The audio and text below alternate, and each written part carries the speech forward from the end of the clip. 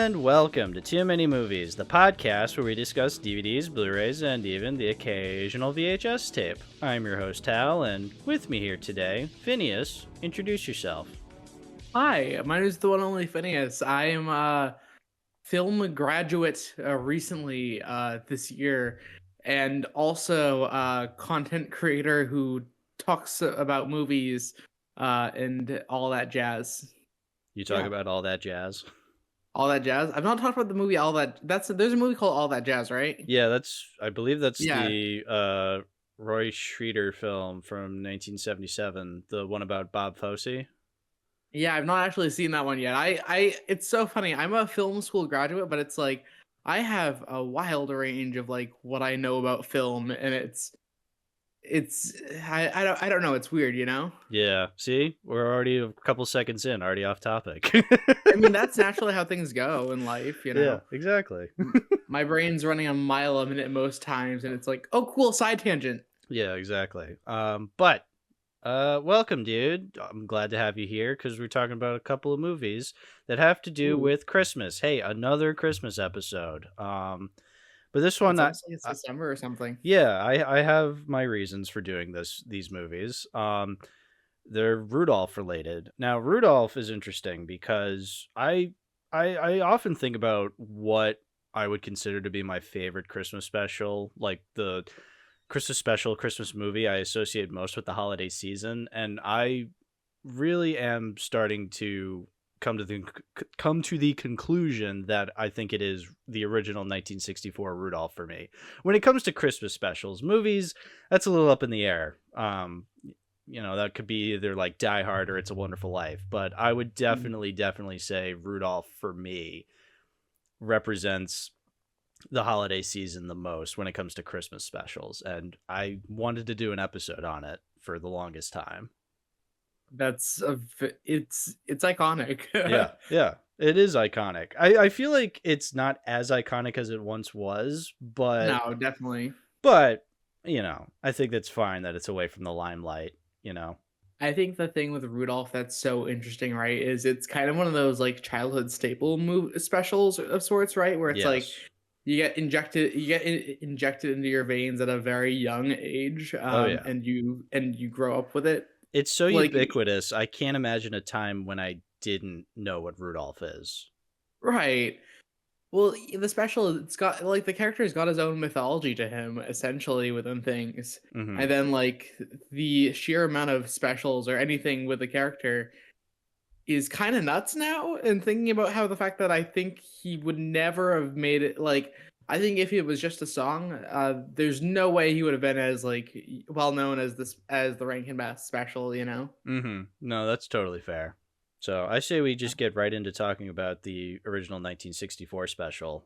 I am game. That sounds very fun. Yeah. So, well, what are your opening thoughts on it? Like, where do you want to start with it?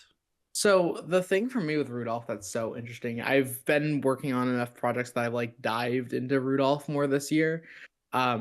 And I think the thing that's so interesting is Rudolph's just a really solid time, you know? Mm-hmm. Like there's nothing I feel like within it stands out for the holidays, but nothing super production wise stands out that makes it like so ubiquitous for me, but it's just the whole package, you know? Yeah, it's all the pieces coming together. I see what you mean. Yeah, because when you look at it without context, it just looks like a crappy stop motion movie.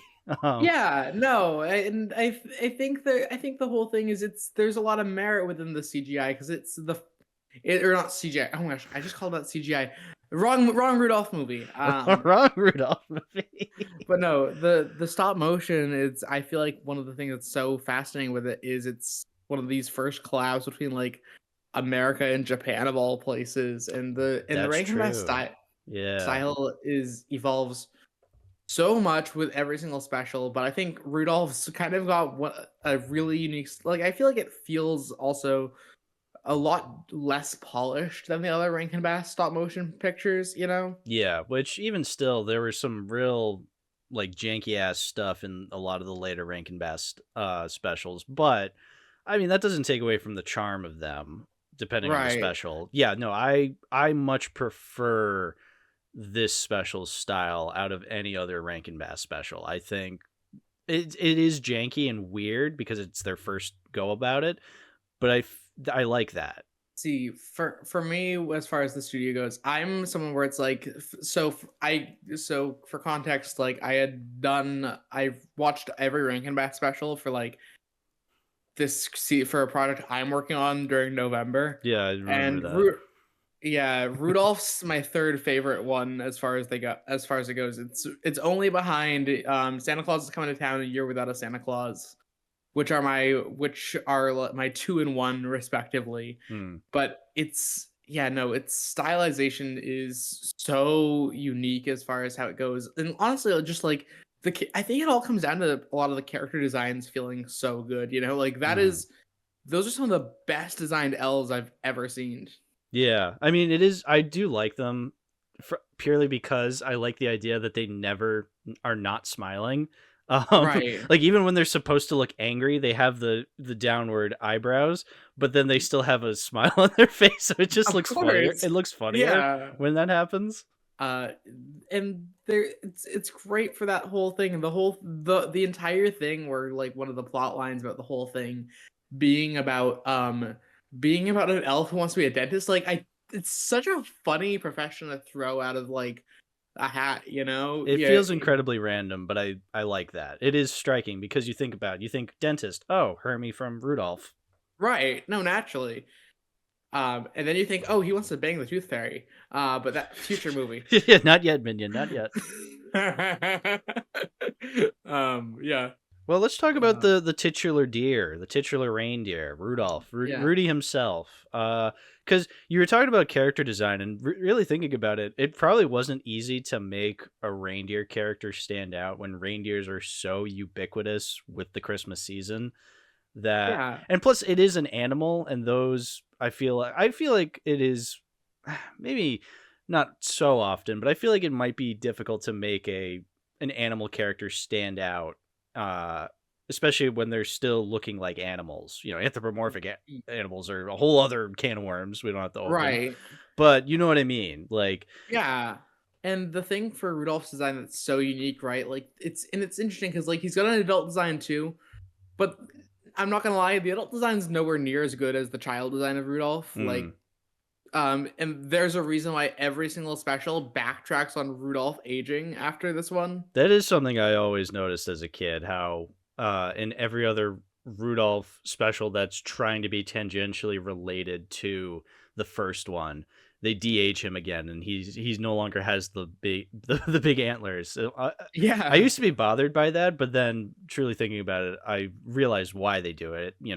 Rudolph is most recognizable when he is a child. Yeah, and that's the whole thing that's like fun with it. And then there's the other like animal reindeer that were designed where it's like it's so funny because most of the rest of them look so much like a pack and stuff within it. And then there's like Clarice, who's the only other reindeer who's got like a pretty unique design to her. Also, I forget. I don't think she ages when Rudolph does. I don't know for sure though. Or She might get bigger in size. She just doesn't. Yeah, she just doesn't. Well, she doesn't grow antlers because right, female deers don't grow antlers. right. But she still has to have the bow on her head, so then oh, that's Clarice. I understand. And it's so funny within it because I think it's weird because it's like she gets one of the best songs in the movie. There's always tomorrow. Correct. It's fantastic. I think that is fantastic. I thought that was that's one of the I love the songs in Rudolph within that and stuff so much. Honestly, I really love all the songs, and I've really pondered on that. Is it because I've watched this movie since childhood and I just know these songs like the back of my hand, or is it because they're actually good? Right. The duality of Rudolph, Yeah, yeah. That goes for most things surrounding this movie, but the songs especially. Well, I think the whole thing too with it, right, is it really depends on the song. Like when I was a little kid, my favorite song from the special was "We Are a Couple of Misfits" of all things. Mm-hmm. I actually have memories calling into the radio station locally and requesting that song specifically from them. Really? Dead serious, because because that was just that was the Christmas song where it like really got. I don't know. As a small blonde boy, I think I connected with Hermie of all the characters of of course, and the Yeah, thing me too. Same. he's cool. We had also growing up for Christmas, right, at the old house, the first house I had for my childhood, like houses, we had downstairs like Winter Wonderland setup that we always did for the Christmas and stuff with a bunch of like Rudolph figures within it, Yeah. and they Okay. had figures of like all the characters. It's kind of freaky. Yeah. um but yeah, no, her I don't know, Hermie was always like the standout character where it was like, ha, relatable. hmm And it's funny because I think We're a Couple of Misfits is like one of the weakest songs from the movie. Um, I d- but like I liked it a lot as a kid, and it's crazy that it's the only one that got replaced in other versions of the special. I was gonna bring that up. Yeah. So apparently, I remember growing up, there were two versions of Rudolph. There was obviously the original that had were a couple of misfits, but then there were some times when I would watch on TV, or I think we owned another VHS that had this version where they replace "Were a Couple of Misfits" with some other song. Called Fame and Fortune, and I barely remember that song I myself. I remember it because I hated it because I'm like, that's not the song. I hate this because it's different. I don't know if What it's was I don't know if it's any or yeah. bad. I don't know if it's any like I don't know if it's bad. But yeah, I just don't remember liking it as much because it doesn't really go along with it doesn't make sense that they replaced it because we're a couple of misfits. That's the reprise from them singing it earlier. That makes sense that Well, they would sing that. so I think the thing that it comes down to, right, because they wanted to re-air it, and the only explanation that I think seems pretty plausible to me is they wanted to reduce the runtime a little bit, and We're a Couple of Misfits is a long song that does not have much it states within things, you know? I It's guess like, it is oh, it is a bit repetitive, but I don't remember it being that long. Now that I think about it, like I any longer than the other songs. fair. Well, like Fame and Fortune, I think I'm looking at the Rudolph the Red-Nosed Reindeer wiki right now as I'm hmm looking through it, and it's Yeah, like the lyrics it has like 8 lines of lyrics in the entire song compared to We're a Couple of Misfits having like a good amount of verses and stuff. mm. 8 lines, really? Wow, I remember that Yeah. song being longer. Jeez, memory's weird, dude. Oh yeah, no, totally. It's well, it's funny because when I'm growing up, right, with like the Rudolph lore, I completely thought like I thought for a while that like things were canonical sequels to Rudolph that were not, you know. Elaborate Um, on that, actually. Like, what well, what do you mean specifically? when I was a kid, I thought Island of Misfit Toys. Yep, that's a canonical Rankin Bass film. You know, Oh, like okay, yeah, yeah. it mimics the entire style, and no, absolutely not. It's so funny when you think about it, but like when you're a little kid, that feels like a sequel because they stole the entire like art design of it. You know? Yeah, yeah, yeah. When you're a kid, you don't when you see continuations of movies you love, you tend to not really think about the quality, and then Yeah, when you that's why Disney for years had these Disney sequels. Like kids would just watch them because they're like, "Oh, I want to see Aladdin again." They weren't thinking about the quality of Return of Jafar until they grow no. up and rewatch it. They're like, well, actually, Return of Jafar is a bad example because I actually like Return of Jafar. See, What's a bad one? let's see. Mulan 2 was Oh bad. I yeah. remember. Oh yeah, that one's bad. No, I yeah. So actually never Mulan grew up with too. Yeah. For me, it's weird because it's like the only like Disney sequels that I grew up with more were like the Lion King ones, which are objectively two of the best ones, you know? Oh yeah, definitely. Yeah, those are some of the better ones where you're gonna Like, get something more out of them than uh, fucking Mulan too. and like mainly goes for 1.5, which is Yes. unironically Oh hilarious. dude, one and a Um, half rocks so hard. it's great, and Yeah. I accept it. It's canon, you know? Yeah. Um, Meanwhile, like Lion King 2, I'm a less positive of, but it's like at least pretty well made, Yeah. you know? I mean, there are worse Disney sequels than Lion King 2. I'm like, it's not great, but whatever. Well, it's like yeah, no. But it's like it's so funny because it's like I feel like in retrospect, like Island of Misfit Toys is definitely trying to jump in on that whole like direct to DVD trend, you know. Oh, absolutely. Uh, And I mean, at that point, Rudolph was kind of it was still big, so they're like, "Oh, let's make a sequel," but not like one of the weird Rankin Bass sequels they did, where it was No. kind of sort of a sequel, but not really. Where they were like, "No, we're gonna use actual character designs," but we'll get to that. Yeah, no. Well, and it's interesting too because it like aired on TV on like I don't. Did you grow up with like ABC Family's 25 Days of Christmas Oh, too? absolutely, That dude. was the jam during the Christmas season. That's Yeah. how I wound up watching so many of these things. Yeah, that's how I discovered the second movie, which we'll get to. Yeah, no. But yeah, no, there those were always that was always the channel I was locked into during this time of year. Absolutely. Well, because it's like great, and it's like the thing with Christmas films that's always like so iconic is you have them once a year, you know, Yeah. where it's like you're not gonna watch like a Christmas movie in July. No. Well, so it's Um, funny because I actually do have a story about that connected to Rudolph, where I remember growing up, we had a whole bunch of VHSs and DVDs of Christmas movies that we'd watch we'd watch every month, every December, but then we'd have to put them away. I remember just having an idea of being like, I want to watch these movies, but not during Christmas, like some other point during the year. And my parents were like, "No way, we only watch those around Christmas time." And I remember getting kind of angry at that because then I remember watching. Again, this is how my memory sees it. Like, I don't think this happened like within sequence of these happenings, but like I remember then watching Toy Story and being like, "Oh, there's like 5 minutes of fucking Christmas aesthetics at the end. Does that mean we can't watch it until December?" Like, just getting really salty about that. Then one day, I remember going to a family friend's house, and they had a bunch of DVDs up on their wall, and they had their Christmas movies out, and that was weird to me that they had them out when it wasn't Christmas. This would have been like, I don't know, yeah. fucking March or April. Again, I don't remember what year, but it's too vague. But I remember just being like, "Oh, let's watch Rudolph." And my friend was like, "Yeah, okay, sure." And we turned it on. And within 5 minutes, I felt sick. I was like, "This does not feel right." Like, See, it's a bit hyperbolic, but I didn't like watching Rudolph when it wasn't Christmas time, and I realized, oh, there's a reason we only watch these around Christmas time. You need that feeling in the air if you want to enjoy it. so what I'm proposing, you know how a lot of games have those like anti-piracy screens? Yeah.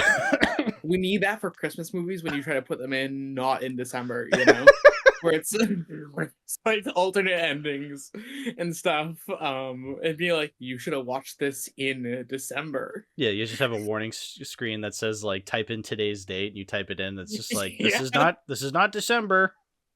No, usually, and it's interesting because like we had a similar system, right, where the Christmas movies are with the Christmas stuff, or at least like a separate bin, right? Mhm. And our family's Christmas films that we the big three for us of the movies, Elf, Christmas Story, Polar Express, right? Mm. Which were the big three, I think, to have as far as like that goes. Yeah. Quality debatable between the three. I'm so sorry, Polar Express. Um, Yeah. Yeah, but that's fair. did you which kind of like did you have a VHS with like Rudolph on it or Yes, we had a VHS. It was a Golden Books Entertainment release. It gotcha. was the one that had Rudolph, and it had like the shiny nose. And it was blue in the background. It's not the VHS I have currently, that I watched for this episode.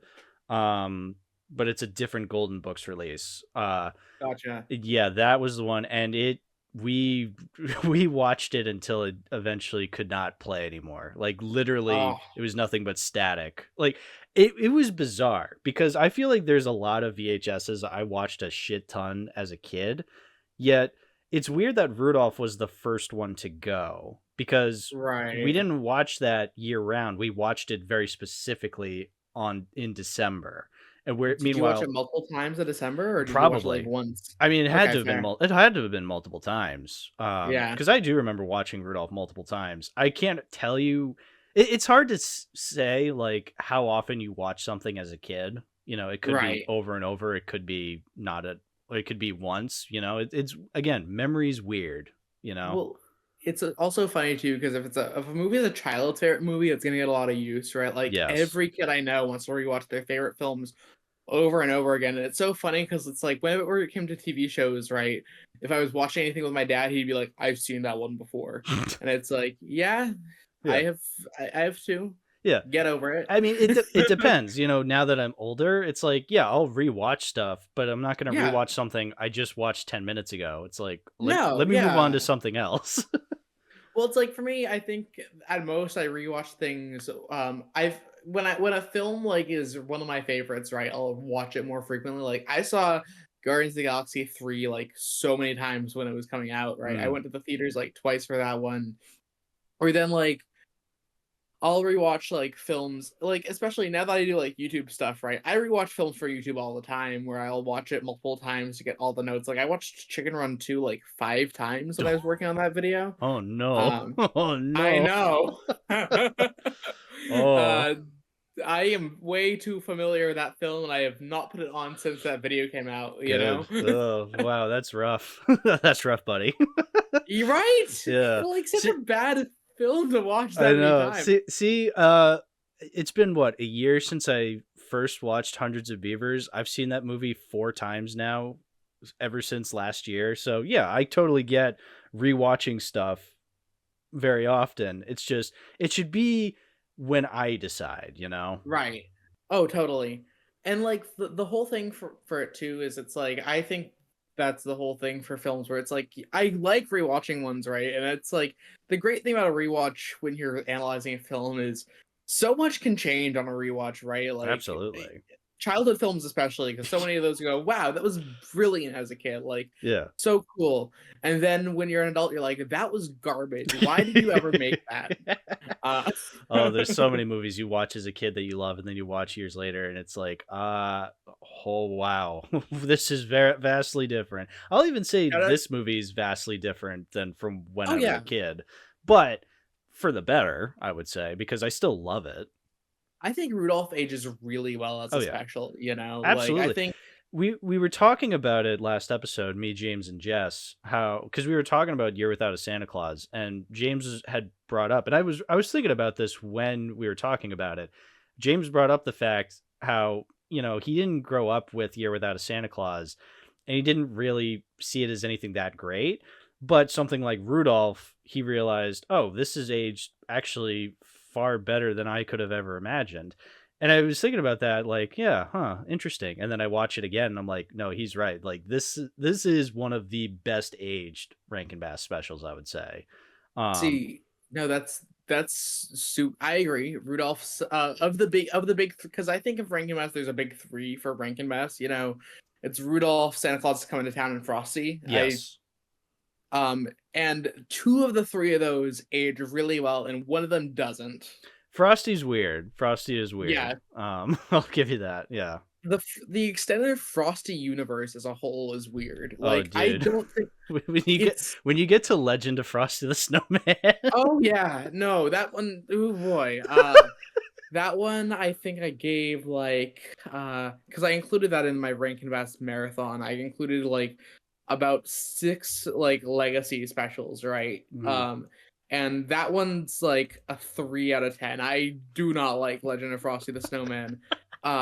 The literally, and this is probably one of my biggest hot takes. The best Frosty special is Frosty Returns. That is quite the hot take because the amount of amnesty and malice that people throw at Frosty Returns shocks me. Not that I think Yeah, it's great. I do have my no. issues with it, but I'm just shocked that people like hate that movie. Not just people online. I've known people IRL who hate Frosty Returns, Oh, and I've never gotten it. I understand criticizing it because there are things that are wrong with it, but yeah. the hate that it gets is bizarre to me. But I think it's For funny. for me, Frosty Returns runs on a lot of the whole Peanuts charm because it kind of Sure. feels a little more Peanuts than it does Frosty. Yeah, Peanuts. But I remember because Frosty Returns always we had so our big one that we had was the original Christmas classics, which had the big three, right? Then Little Drummer Boy and Frosty Returns was tacked into that one, and Yes. Frosty Returns was always a weaker one as a kid. Like that was the one of the my parents always had a thing with sequels where oftentimes with these sequels where they're like, yeah, this one's not nearly as good and stuff. And for me, that was my whole myth on like Frosty Returns for a while. but I rewatched it for like the marathon, and it's got a lot of charm that a lot of like, and it's by far and away the legacy Rankin Bass sequels, I think. I think that'd be Because fair to say because I can't really think of any of the other legacy sequels that were well, it's good. You well, know? it's like you get things like Island and Misfit Toys, which we'll Yeah. get to. Yeah. Then Legend of Frosty, and then Yeah. and then there's the live action Year Without a Santa Claus, which is one of the worst ones Oh, I've watched. dude, that was so terrible. Oh, did you watch the Miser Brothers special that they also did? Oh, I did. Oh boy. Yeah, that one is also bad. That's no, that's one that I liked as a kid. And Oh, the only things I can say about that is I like hearing a few of the original voices return. But man, how do you go and make the Miser Bros bad? You oh, know? yeah, it was so cringy. I hated it so much. Yeah. No, yeah, so comparing all of that, I'd say Frosty Returns, it's not as bad as people might think it is. No. I think it has has a charm to it. Also, like I think they have the song "Let It Snow," which is basically "Let It Grow" from the Lorax, Oh, but yeah. like snow themed, which is a funny revelation, you know? Yeah, thinking about that. Wow. Yeah. So, uh, but anyway, Rudolph. Yeah. um, yeah, you were talking about how you really like Hermie. I do Yeah. too. I think he's my favorite character in the special too. I mean, I like Rudolph. I've grown to like Rudolph as well, but I think Hermie is my go-to favorite character in this whole thing. And I it, think as a kid he was my favorite, I think. But I yeah, think as I've grown older, the Yukon appreciation goes up a lot more. Yukon is cool too. You know what? Let's talk about Yukon Cornelius. He is a fun character as well. I like that he's like he has the voice of Yosemite Sam, but he's like this big hulking dude that just loves Right. he just wants to find gold, but then silver, and then ultimately peppermint. Of course. Like naturally, and it's like I think the whole Misfit trio, it's kind of interesting because like they all are pretty iconic characters within their own rights. Yeah. It's so funny that they don't come back for the other Rankin Bass Rudolph specials, because, well, aside from Rudolph, you know. But like Yeah. Hermie and Yukon wind up being great like companions for the whole thing, and it's like Yeah. Hermes or like Yukon. I think the thing for Yukon that makes him also pretty interesting, his entire relationship with the Bumble is fantastic. Oh yeah, yeah, that's super fun too. Yeah. Well, the abominable snowman, the abominable snow monster in general is a great character, I would say, for what this is. Oh, yeah, yeah, Because at first he is like this real mysterious threat. I love his introduction when, you think it's just a bit of standard narration where Sam the Snowman's just talking about how Donner's showing Rudolph the ins and outs of being a reindeer, and then all of a sudden you hear this really garbled, scary fucking sound, and then he starts saying the abominable snow monster of the north, and then you see these two giant legs in enter into the scene, and that's all you get, and then right. you get this footprint, this giant footprint in the snow that he's left behind, and that's all you get is his introduction. It's like, oh, what a great way of establishing this threat in this movie. Yeah. And the whole thing with him just being with the whole I think one of the funniest things, spoilers for Rudolph by the way. Spoilers for Rudolph's one of the funniest things to Yeah, say. but it's Um true though. It's true. but like when Yukon pushes him off the cliff and like takes one and stuff. Uh Crazy to think cuz like as a kid you think you've lost one of the main characters there, you know. Well, see, And but like I was always confused by that because because yeah, they have Yukon backing him up, and then it cuts to a shot where you can see the bottom of the cliff, and then they push him yeah. over, and then they both go Yukon, and then they look over, and Rudolph goes, "He's gone! Oh, he's gone!" And as a kid, I'm thinking, but you could see the bot. Can you not see him at the bottom there? Because he comes back anyway. So that always confused Yeah. me. So I was His like, Bumble bounce yeah, apparently. well, Bumble's bounce. It's like, okay, he bounced. So, what do you mean? What do you mean he's gone? You can't see him down there. No, I mean like exactly what this reindeer needed, some more trauma, dead friend, you know? I guess so. Like the alternate reality where Yukon's just dead, you know, but like it's really funny that that's a big thing that they have that whole like fake Disney death Yeah. that you think's totally thing because they go back into the whole thing and it's only like 2 minutes later that they're Yeah. like, nope, he's fine. Yeah. But it's so funny that they try to pull that punch. Yeah. You know what? I'm not as annoyed by it because it is over within 2 minutes, you know? Yeah, no. I'm never annoyed with it. I just think No. it's really Oh, funny. Like it's there's a lot of hilarious. it's there's a lot of like Rankin Bass isms within like early, especially their early canon. Like I always think back to Donner leaving his wife, this is man's work. And then just and it's like dude. Yeah. Even as a kid, um I was just like, "Whoa, dude, that's a bit too far." no, and it's like it's I think it's really interesting within things. It's interesting because like I think Donner like is not like the whole thing with Rudolph is we've been talking about the pretty likable characters. There's a whole lot of jerks in this cast, you know? Hmm. Like the amount of bullying Rudolph gets because his nose is red is the funniest that is kind of insane, you know? Like, Yeah. oh no, you have a shiny nose. Yeah. I mean, it's a weird thing in the song, but I think they didn't really think about the specifics when they made the song. They were just like, "Well, Right. let's just write a Christmas song and these are the lyrics." You know, they didn't really put much thought into it. Much like how they Right. probably didn't put much thought into Grandma got run over by a reindeer and then they had to make a Yeah. whole movie out of that, you know? So, but I think they utilize it just fine in this one. Oh yeah. It is a cliched like, oh, the bullying story where realistically there's really nothing to bully about Rudolph. It's just this No. weird convenient thing that they like to pick on, which yes, that is a real thing where people pick on monotonous shit that doesn't matter towards people. But I don't know, you know, I feel like it's really not anything that the levels it goes to in this movie. It is a bit weird, but it's not like the main focus, you know. There's no Right. and ultimately I don't think it doesn't bother me here as opposed where it would bother me in other movies. Again, because like we said, it's not totally focused on. Yeah.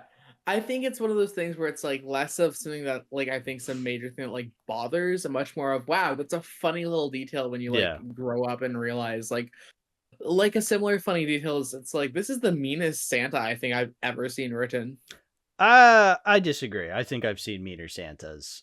Who's your meaner or who's your meaner Santa? Oh, let me. I need to think about that. I don't know because I've never seen this Santa as that big of a jerk. Just more so like, you know, not just too busy to like really take the time to appreciate these characters. He's just like he'd rather be somewhere else. I have noticed that in recent years. He's like the Santa who's always working, who's just like I can't be bothered with this extra shit. So he Well, does come across as a bit of a jerk in that sense, but not to the point that he's irredeemable, I think. Well, it's so funny because it's like there's an entire one of the songs in this movie, the whole his song "A Jingle Jingle Jingle" is Mm. just him doing it. And then he's like, "Oh no, you have a red nose. You better get that fixed, Yeah, huh?" yeah. I like how yeah the first thing he's just like what the fuck, and then Donner just throws a non-answer at him where he's like, oh, I'm sure it'll stop when he grows up. And Santa's like, yeah, that makes sense, sure.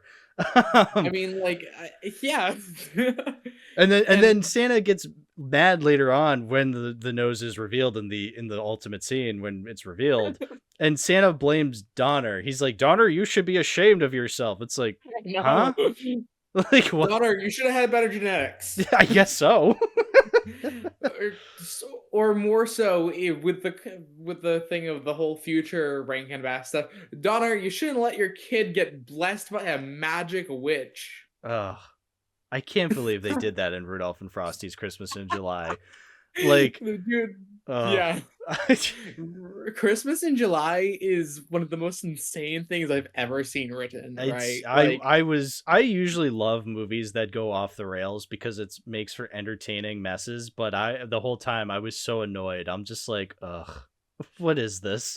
well, it's like you have in it like characters that are like it's the evil reindeer, the fact that they bring another warlock in. There's Rankin Bass is a big thing for like winter warlocks, and they have exactly one really good winter warlock. Yeah. Or, well, two good technical winter warlocks if you count Snow Miser and uh Snow Miser for life. Snow Miser did nothing wrong. I'm so sorry I have to say that. I don't know. Whenever I watch Year Without Santa Claus, he strikes me as way nicer than Heat Miser at Oh like yeah, every turn. we came to that conclusion in the Year Without a Santa Claus episode too. It's just like I don't know anybody who would like Heat Miser over Snow Miser unless I don't know, you hate snow. He's just a chill guy within Yeah. things. Like, and like the thing. Oh, the North Pole, buddy. If it melts in the North Pole, do you know how many animals could die from a warm day there?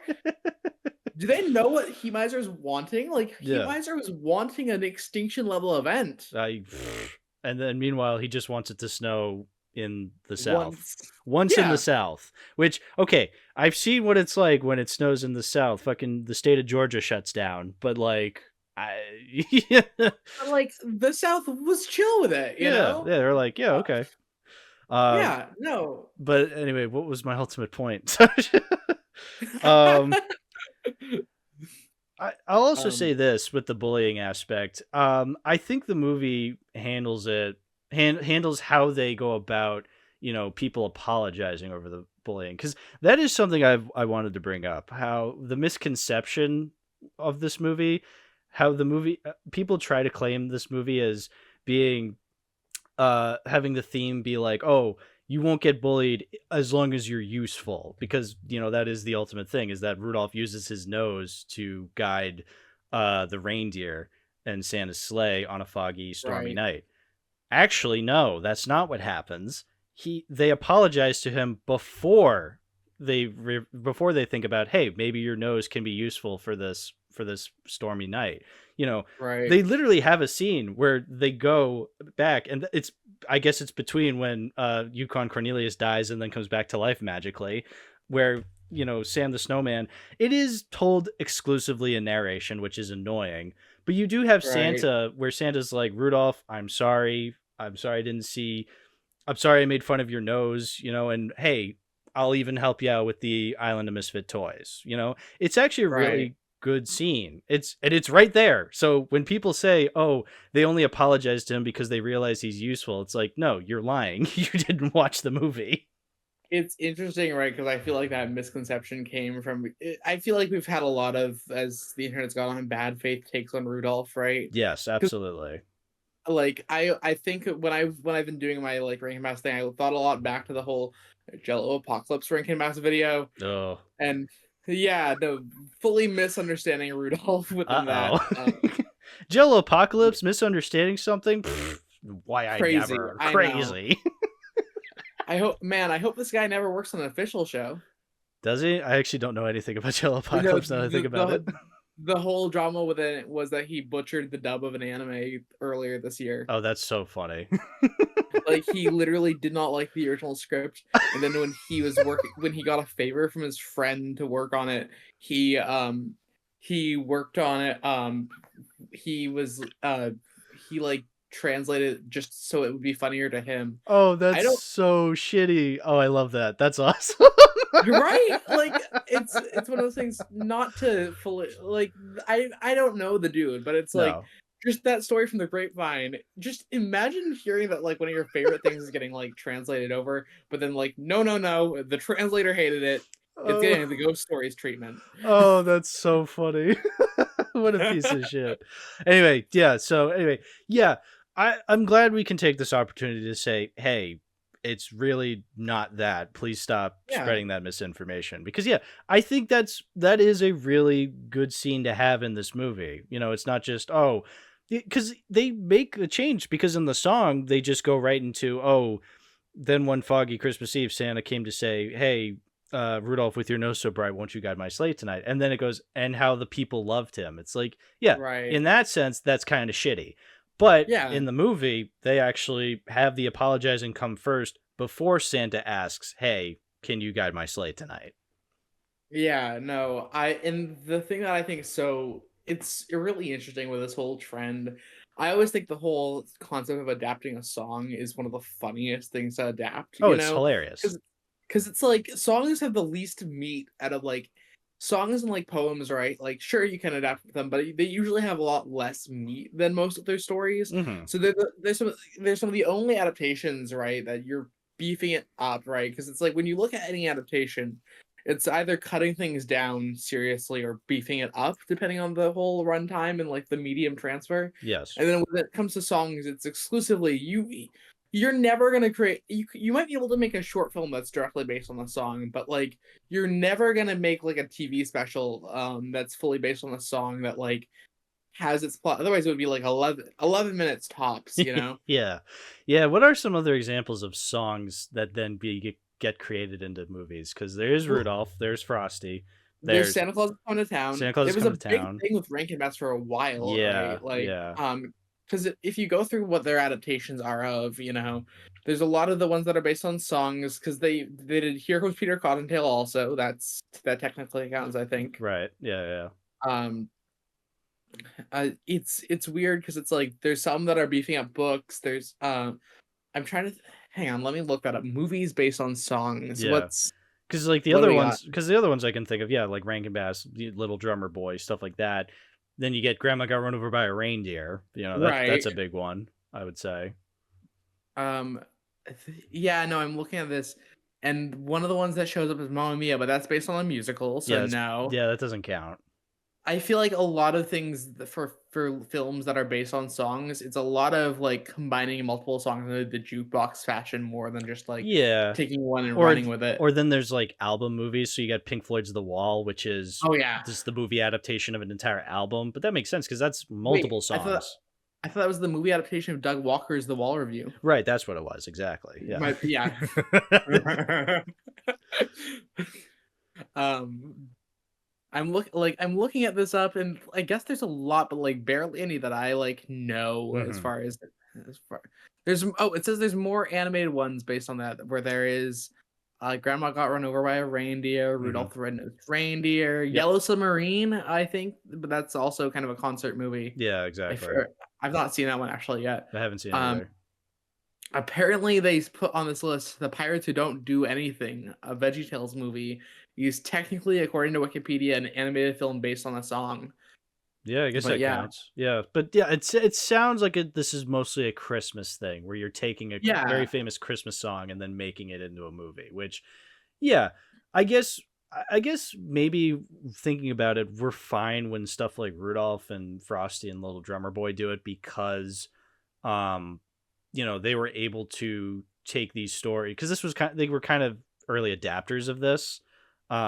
Whereas I feel like now, if you were to do that, well, like what would be a modern Christmas Carol you could adapt into a movie? I can't really think of anything. Mariah Carey's All I Want for Christmas Is You, and they actually did that. There's an animated special called Mariah Carey's All I Want for Christmas Is You. Oh, goody. Yeah, no, I've not watched that one because it's like the whole thing with holiday specials, right? Is I feel like holiday specials haven't really been a thing for a while. Like you got the holiday films, and like my favorite Christmas film of all time happened semi recently. It was Klaus. That was like 2019, I think. Yeah, it was 2019. Yeah. But like the Christmas special as a concept, it's weird because I feel like it's mainly been taken over by doing like special adaptations of or like spin-offs to animated films that are Christmas themed. Yeah, or like specials, like Disney Plus exclusive specials. Right. Well, it's because it's like you got things like Shrek the Halls, I think of as a modern like Christmas special, and then there's like the Toy Story one that they have. That's actually like I remember it fondly. I remember that one fondly too. I like that Toy Story one. Yeah. The Toy Story like animated specials, that and Toy Story, Toy Story of Terror, are better than I'd actually expect. Yeah, I like them. I remember liking them a lot when I watched them as a kid. Well, I would have been a teenager at that time. Well, it's like I feel like the Toy Story post canon of sorts, which is what I consider like everything after 3, is like really weird because there's a lot of Toy Story media being pumped out throughout the 2010s for like little shorts and then like little shorts, which are cute. That's like it's cute. They're cute as shorts. Yeah, I'm a Toy Story 4 defender, by the way, though. Oh, so I saw Toy Story 4 once in theaters in 2019, and I don't remember anything about it That's Lightyear for defender. me. Oh, Lightyear I fucking despise. Like that one I watched I and it was awful. I watched that one in a room filled with children. Like it was our Oh, summer camps. There was the oh summer camp I was no. working at, movie night for them, and not a single one of them was, I think, enjoyed it. Like it's fun when you watch things around kids because it's like they got very twisted priorities. Like in Yeah. 2021, we watched both Space Jam: A New Legacy and Oh. Emperor's New Groove, and they Oh. preferred Space Jam to Emperor's New Groove. So Oh no. yeah, Oh no, the children are not okay, man. no, they're not.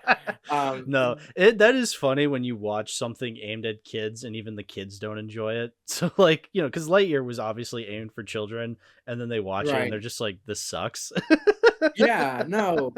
And it's like it's funny because kids like everything. That's like half the joke with them. That's why Yeah. like we have entire studios like Illumination where they aim for the kids like anything demographic, you Yeah. know. Kids are And it's both like we smarter than we take them granted for, but also dumber than we'd like to admit.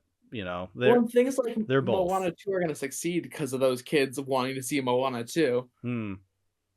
But yeah, oh boy, no, it's whenever a kid doesn't like something, you know something happened.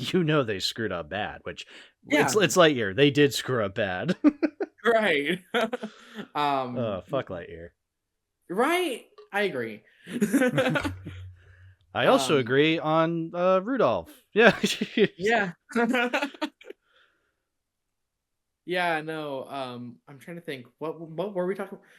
How did? Oh yeah, Christmas specials nowadays. We were talking about how they were like based on like Yeah. song, Yeah, but that also they're how based yeah off like, pre-established movies already. Yeah, there's not a lot of original Christmas specials anymore. Um which is a shame, but also I feel like they'd be kind of cringy now. I don't know if I'd really yeah. trust I don't know if I really trust a modern interpretation of a Rankin Bass special. I feel like it would be way too one, I feel like it would be way too derivative of that Rankin Bass style. Like Yeah. it wouldn't be using that style to its advantage. It would be using it to be like, "Oh, remember these specials from childhood?" It's like, "Yeah, I keep watching those specials every year. Do something different." Well, Um it's the closest one is like Miser Brothers Christmas is the closest like comparison. that was That was 2008. six, 16 years ago, right? Yeah. Which is wild to think about. And that one, because it's Miser Brothers Christmas, the weird thing is it is stop motion, but it's like not great stop motion, you No. know? No. It feels way too saturated. It feels way too I feel like down, I feel like, you know. Yeah, It, that is something interesting to bring up. How sometimes something will feel too kiddish, yeah, too aimed at babies or younger audience as opposed to general audiences. Like Rudolph is obviously aimed at everybody. You can watch that at any age and get something out of it. Whereas with Miser Brothers, yeah, that is very much aimed at children. And so when children get older, and they realize, hell, there's really nothing for me to get out of this as an adult. yeah. You really can't get anything out of it later on in life. Right. And it's like it's interesting because like with Rudolph, the thing with Rankin Bass that I've noticed as I watched through the whole thing, it's a studio that kind of has like a formula down, right? You got a Yes. narrator, Yes. and then most of the characters can be boiled down to a few traits, but not in a bad way, you know? Like there's a It lot of depends, but yes. right, no, depending on the special. Rudolph's one where it's pretty chill, where it's like Hmm. all the characters stand out pretty decently. It's because it's one of the first ones in that whole style. But like as it gets later, it gets to like generic child, other generic child. Weird smiling child, even though they're crying. That's something I noticed. Yeah, like how we said how the elves never are not smiling in this movie.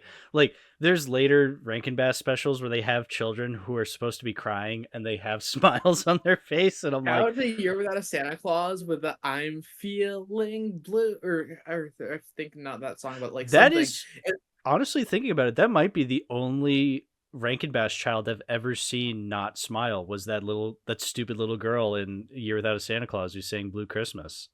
Dude, that song made me cry as a kid always. Um, Because it's a blue Christmas without you. exactly.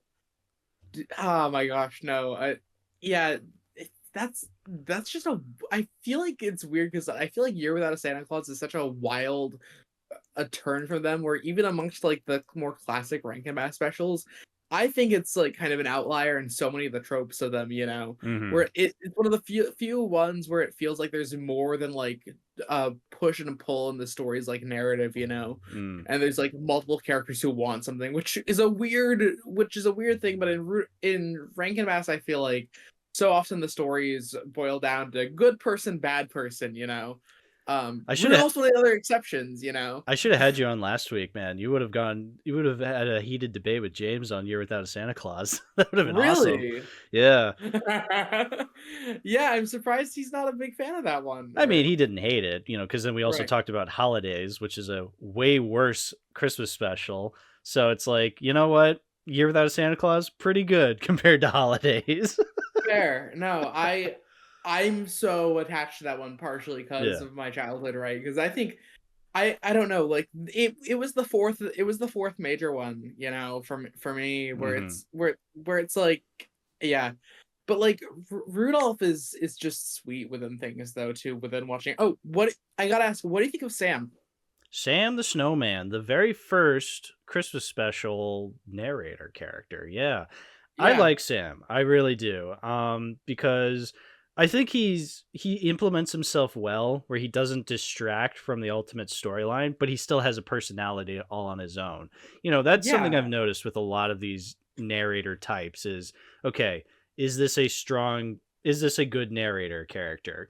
Because somebody like Sam the Snowman or Fred Astaire in Oh yeah. Santa Claus is Coming to Fred, I Town, think those are Fred's like, the best one, I yeah, think. those are like the best ones. But then you have someone like Jimmy Durante's stand-in in Frosty, where he doesn't have a character.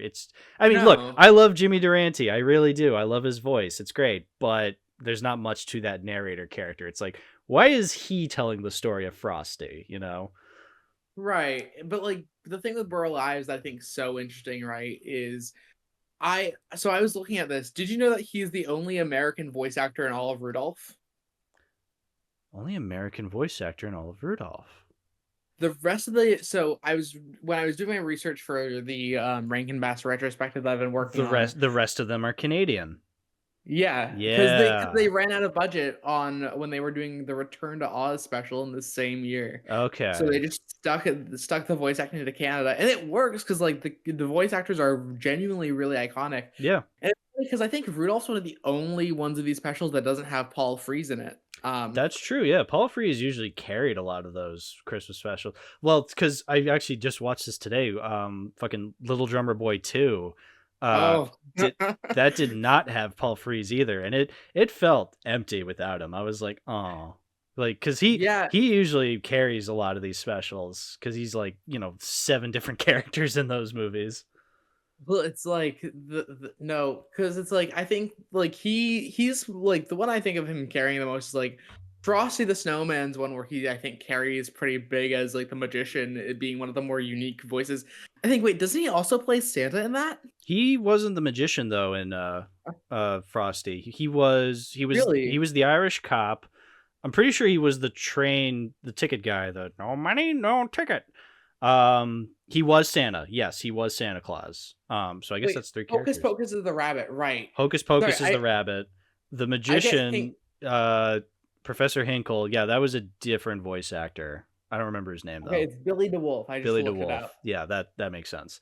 Uh, Okay, he was great in Frosty. Oh yeah, no, he's great. I think he's a great voice actor, and he because like what I love about him as a voice actor is that as I've gotten older, yes, I recognize when it's him, but even like there's a scene in Little Drummer Boy where you're introduced to the 3 kings. He is all 3 kings, and as a kid, I never noticed that.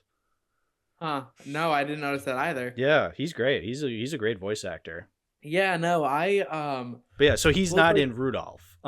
Which yeah. fun fact about now that we're talking about the voice cast, the voice of Hermie is in The Incredible Hulk. Did you know that?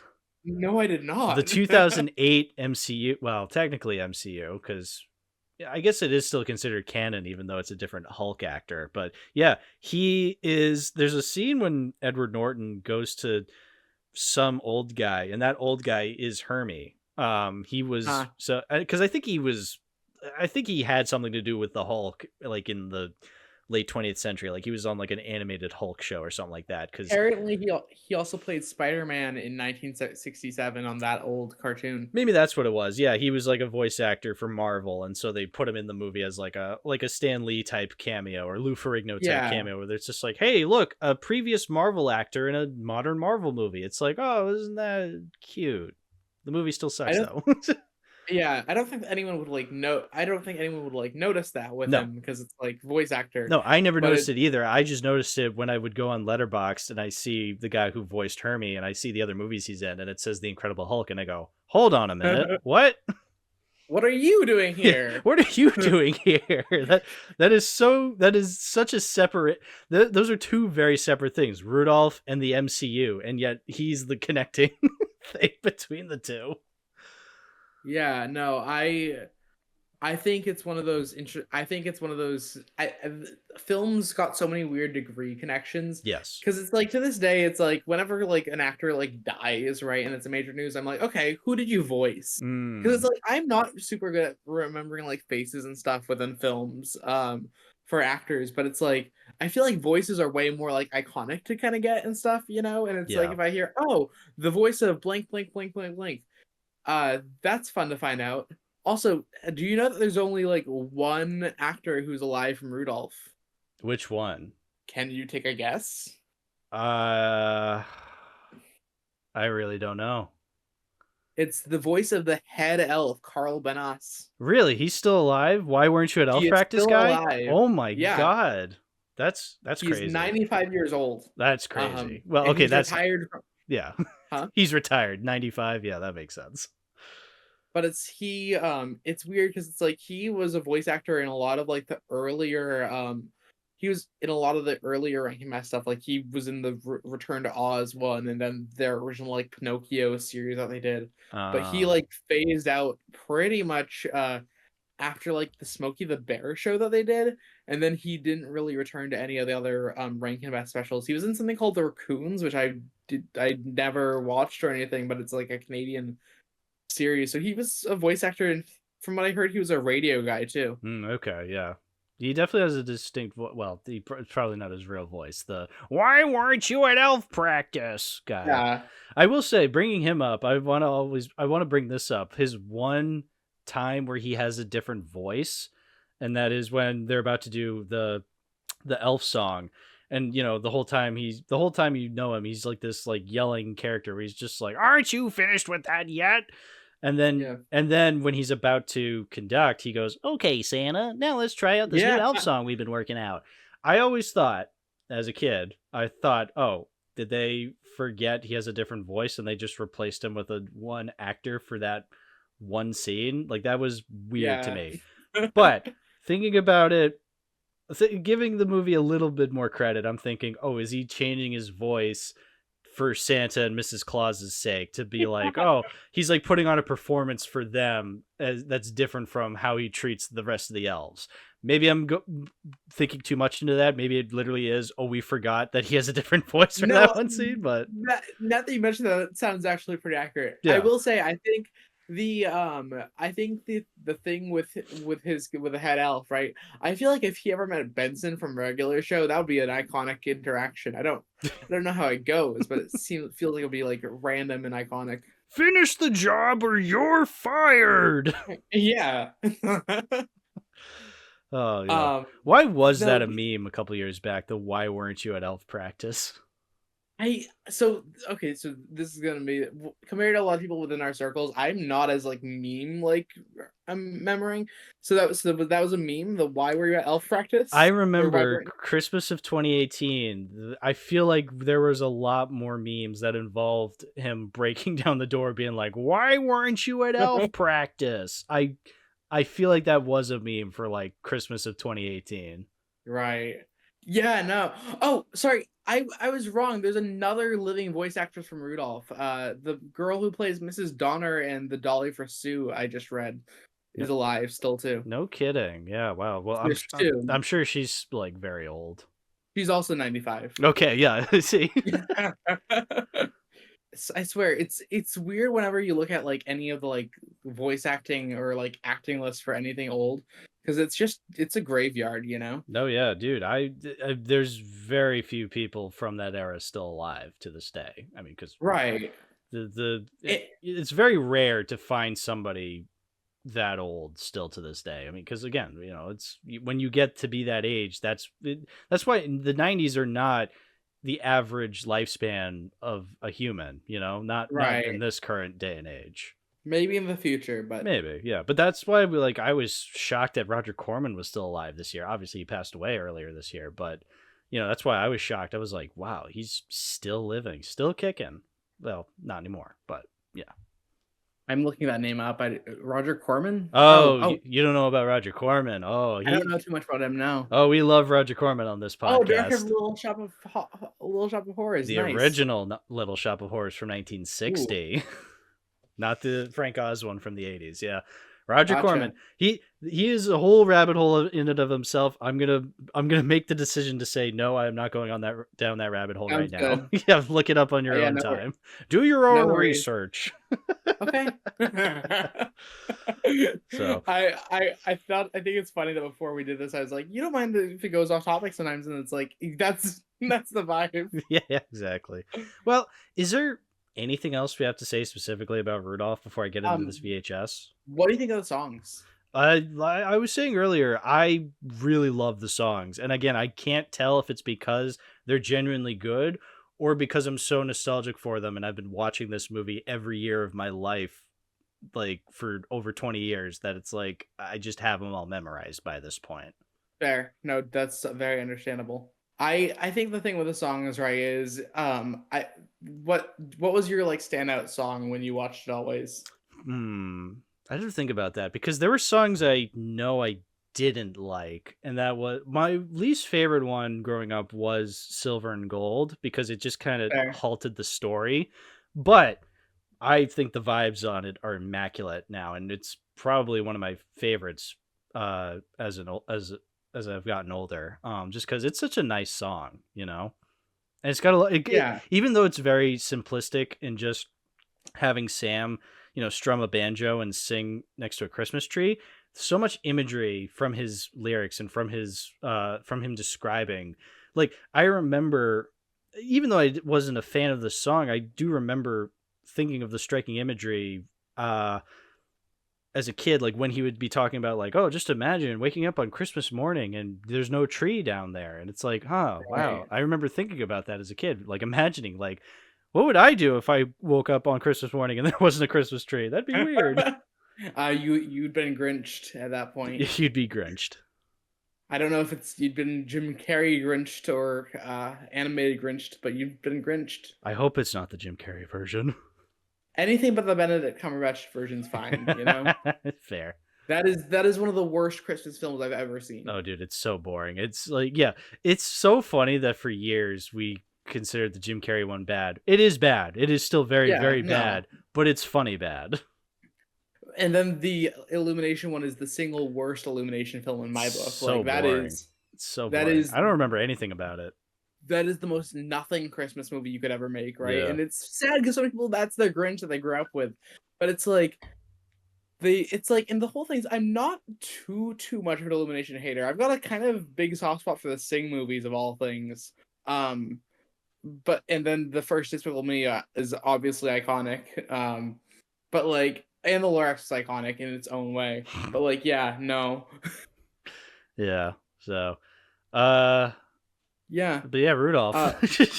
What about the so yeah, about the VHS. So this VHS, I remember finding, because I've said before, I used to have a job where I would help clean people's houses, and they had a lot of stuff that they just wanted out of their house. But then if I found something cool, I'd be like, "Can I take this?" They'd be like, "Please take it. Like as long as it's not in my house, just get it out of here." And so I remember I found Rudolph on VHS, because years ago we had gotten rid of all or most of our VHSs because we wanted to upgrade to Right. DVDs and Blu-rays of our favorite Christmas specials. Um, but I wanted that, nostalgia of having Rudolph on VHS. And it is a Golden Books Entertainment release, which is the distributor of the Rudolph I had as a kid, but it's Right. not the same. And the important thing I wanted to point out was that the version of Rudolph on this VHS is the original version. It's the one that has We're a Couple of Misfits and not the stupid Fame or Fortune, whatever the fuck that song is called. Um, Right. but I don't know. I found it a little too kid heavy in the beginning, like during the trailers. You know how the trailers that play before the video are very Yeah. much aimed at a younger audience, and I just was watching this as a 26-year-old man being like, huh, this isn't that fun. And especially they have a Golden Books entertainment commercial that I remember loving as a kid because it was part of the Rudolph experience, but the version they played had a different narrator. They had like it was the same commercial, but they had like two different, I guess, recordings from different voice actors. One of them, the one I grew up with, the woman was like super into it. She was like really happy. She put on a performance, obviously, but Mhm. it sounded like she was genuinely excited to be talking about all these Christmas specials you can get from Golden Books Entertainment. And then this woman is just like treating it as a job, like, oh yeah, you can get this Golden Book release of Rudolph or Frosty or Santa Claus is coming to town. Let I Santa can't into your house to give you these presents. It's just like, Jesus Christ, lady, put a little effort into it.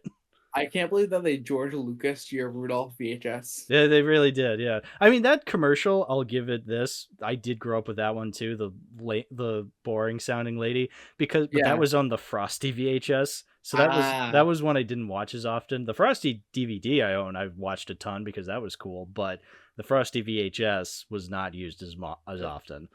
See, our Frosty DVD and our classic one got locked into the Spanish version randomly. The weird thing with DVDs is they remember what language track like are on it, and we never figured out how to unspanish it. So the last time we watched that one, it was in Spanish. So How does that happen? It gets locked into a I different language. so it's like because the whole thing when you're a little kid, you don't have like devices, right? Because it's like Right. screen time limited. You mess around a lot on DVDs, right? Like whenever I was in a car with the whole like portable like DVD player, I will always remember like fiddling into the menus and seeing what little features that they have, right?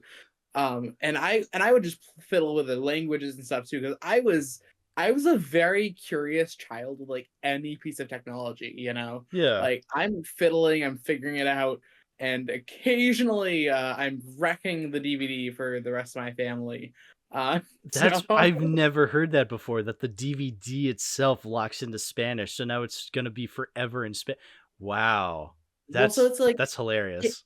there might have been a cure for it, but my family didn't know that because I was the tech person even as a child, right? Like I was Right, right. like to this day, I am the person who knows all my family's passwords for them. Yeah. But this was like when I was a kid and stuff too that this was often the case. Yeah. And so it's just like because wasn't easy to find for like that whole thing. So that the Frosty DVD is the one where it's like we rarely ever use that after that point. And Frosty I think vanished first from the Christmas like rotation. It's weird because it's like the specials as a whole kind of like faded out over time, right? Because it's Mm, like my dad thinks all animation is just for kids. mm. So we never continued to watch those. I think the only Christmas special that we watched like later in was the Peanuts one because it's Peanuts. Yeah, it's peanuts. But continue. Sorry. I was just gonna say, I think it is a stupid reason. I'm about to say, I don't think I'm keeping this VHS. It's a stupid Ooh. reason, just because that those opening trailers are, because then it goes into like talking about like, oh, you can buy all these golden books for your child, and it's just like, I don't have a child. Like, I don't want to buy these books. Like, I just get me to Rudolph, man. The books are out of sale now, Yeah, probably too. exactly. So if I were to have Rudolph on VHS, I'd want it to be that original one I grew up on, and obviously I would take better care of it, where Right. I wouldn't just it wouldn't just like watch it every day. So then by like 10 years later, after we bought it, like it's pure static at that point. So, Yeah. but regardless of me getting rid of this VHS, I still want Rudolph in the collection because, like I said, it is the Christmas special to me. It is my favorite Christmas special of all time. It's just pure nostalgia at this point. I love it so much. I can never hate it. Fair. Do you have it on DVD also, or just the VHS? I mean, in the family collection, I'm sure it is on DVD. I just want something for my personal collection. So understandable. Yeah. Yeah, so yeah, I don't mind getting like maybe a DVD, maybe a Blu-ray. Depends on how good the Blu-ray transfer is. I was thinking, like, I found out that they have all the Rankin Bass specials on like an 18 disc Blu-ray, and I heard about that. Yeah. I'm very tempted to get that. It's obviously very expensive, so I'd have to save up for it. But dude, I would love that. Even though some of the specials on there are terrible and I hate them, I would love that. That sounds awesome to have all the Rankin Bass specials in one Christmas Blu-ray. No, I feel that too. One of my things that I want to do for for how I'm extending, like, eventually I want to get every film that I've done like a major video or project on, right? I want to at least own it, you Mm, know? It says that you can get the Blu-ray from like $62, which is expensive on Amazon right now for that. yeah. That is a oh gosh, they got a lot of bad specials on there. Oh Yeah. my gosh. Yeah, they have like all the they have like 18 specials on there. And yeah, some of them aren't That's really bad, but I still think it would be really funny to have on Blu-ray. oh totally, 1000%. It's worth even owning like bad movies, I feel like, you know? Yeah, depending. Oh, dude, the amount of movies that are officially in my official collection, like the ones I've done episodes on this podcast on, like yeah, there's plenty of bad movies I've kept. Well, yeah, no, totally. But yeah, if there's nothing else to talk about with the 1964 movie, do you want to move on to Psy, the 2001 movie? Yeah, I would love to we definitely talk about Rudolph and the Island of Misfit So Toys. first off, terrible title: Rudolph the Red-Nosed Reindeer and the Island of Misfit Toys. Too long. Too long. It's Agreed. bad title. I hate it. It's not a very good title. Um, I wanted to talk about this one because I've had a bone to pick with it for 5 years at this point. Because I so I have a weird history with it. I went into this on my review on Letterboxd, but I'll say it here. I watched it as a kid, as an older kid. So obviously I've been Mhm. watching the original Rudolph since as far back as I can remember. I can't remember a time when Fair. I didn't know what the original Rudolph was. That's how long I've been watching it. Um, Fair. I want to say I was the older kid. I can't remember. Probably, let's say between the ages of 9 and 13, within that era of kid. And I remember being in my living room with my sisters and my dad, and we were watching Rudolph on the TV because like it was on like ABC Family or something like that, and it was like, yeah, let's watch Rudolph for the 700th time, you know.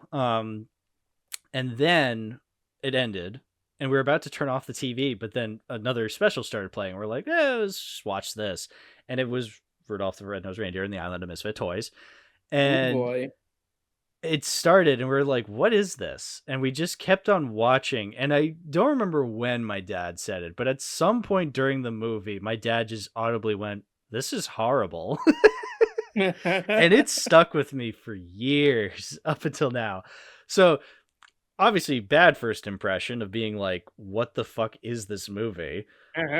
And then I watched it again like years later in 2019, like Christmas of 2019. I watched it again. I guess I randomly found it on YouTube and I was like, oh, let me watch this again. Is it really as bad as I remember?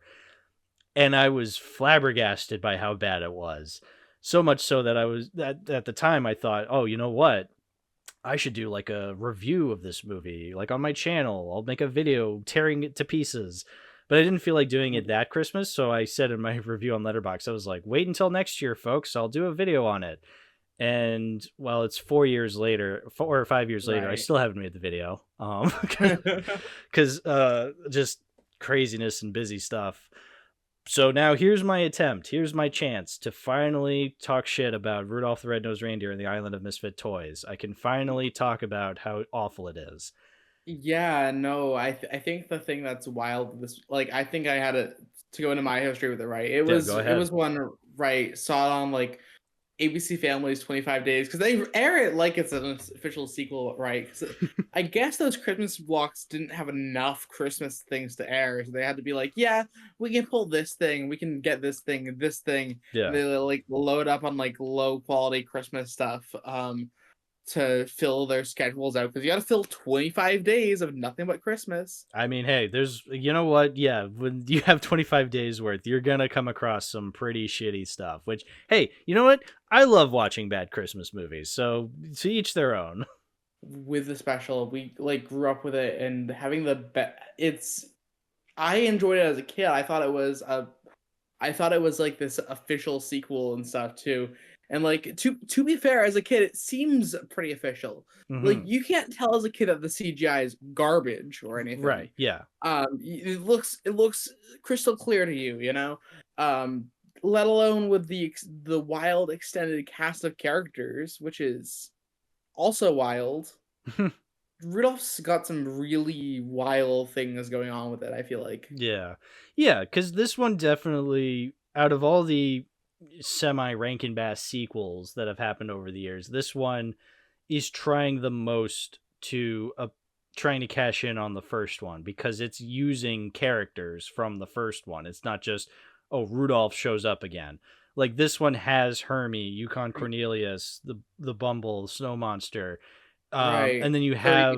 have Clarice, and then you have this Santa that was in the first one. You have Mrs. Claus who was in the first one. Yeah, like it's definitely trying to be an official sequel to that first Rudolph.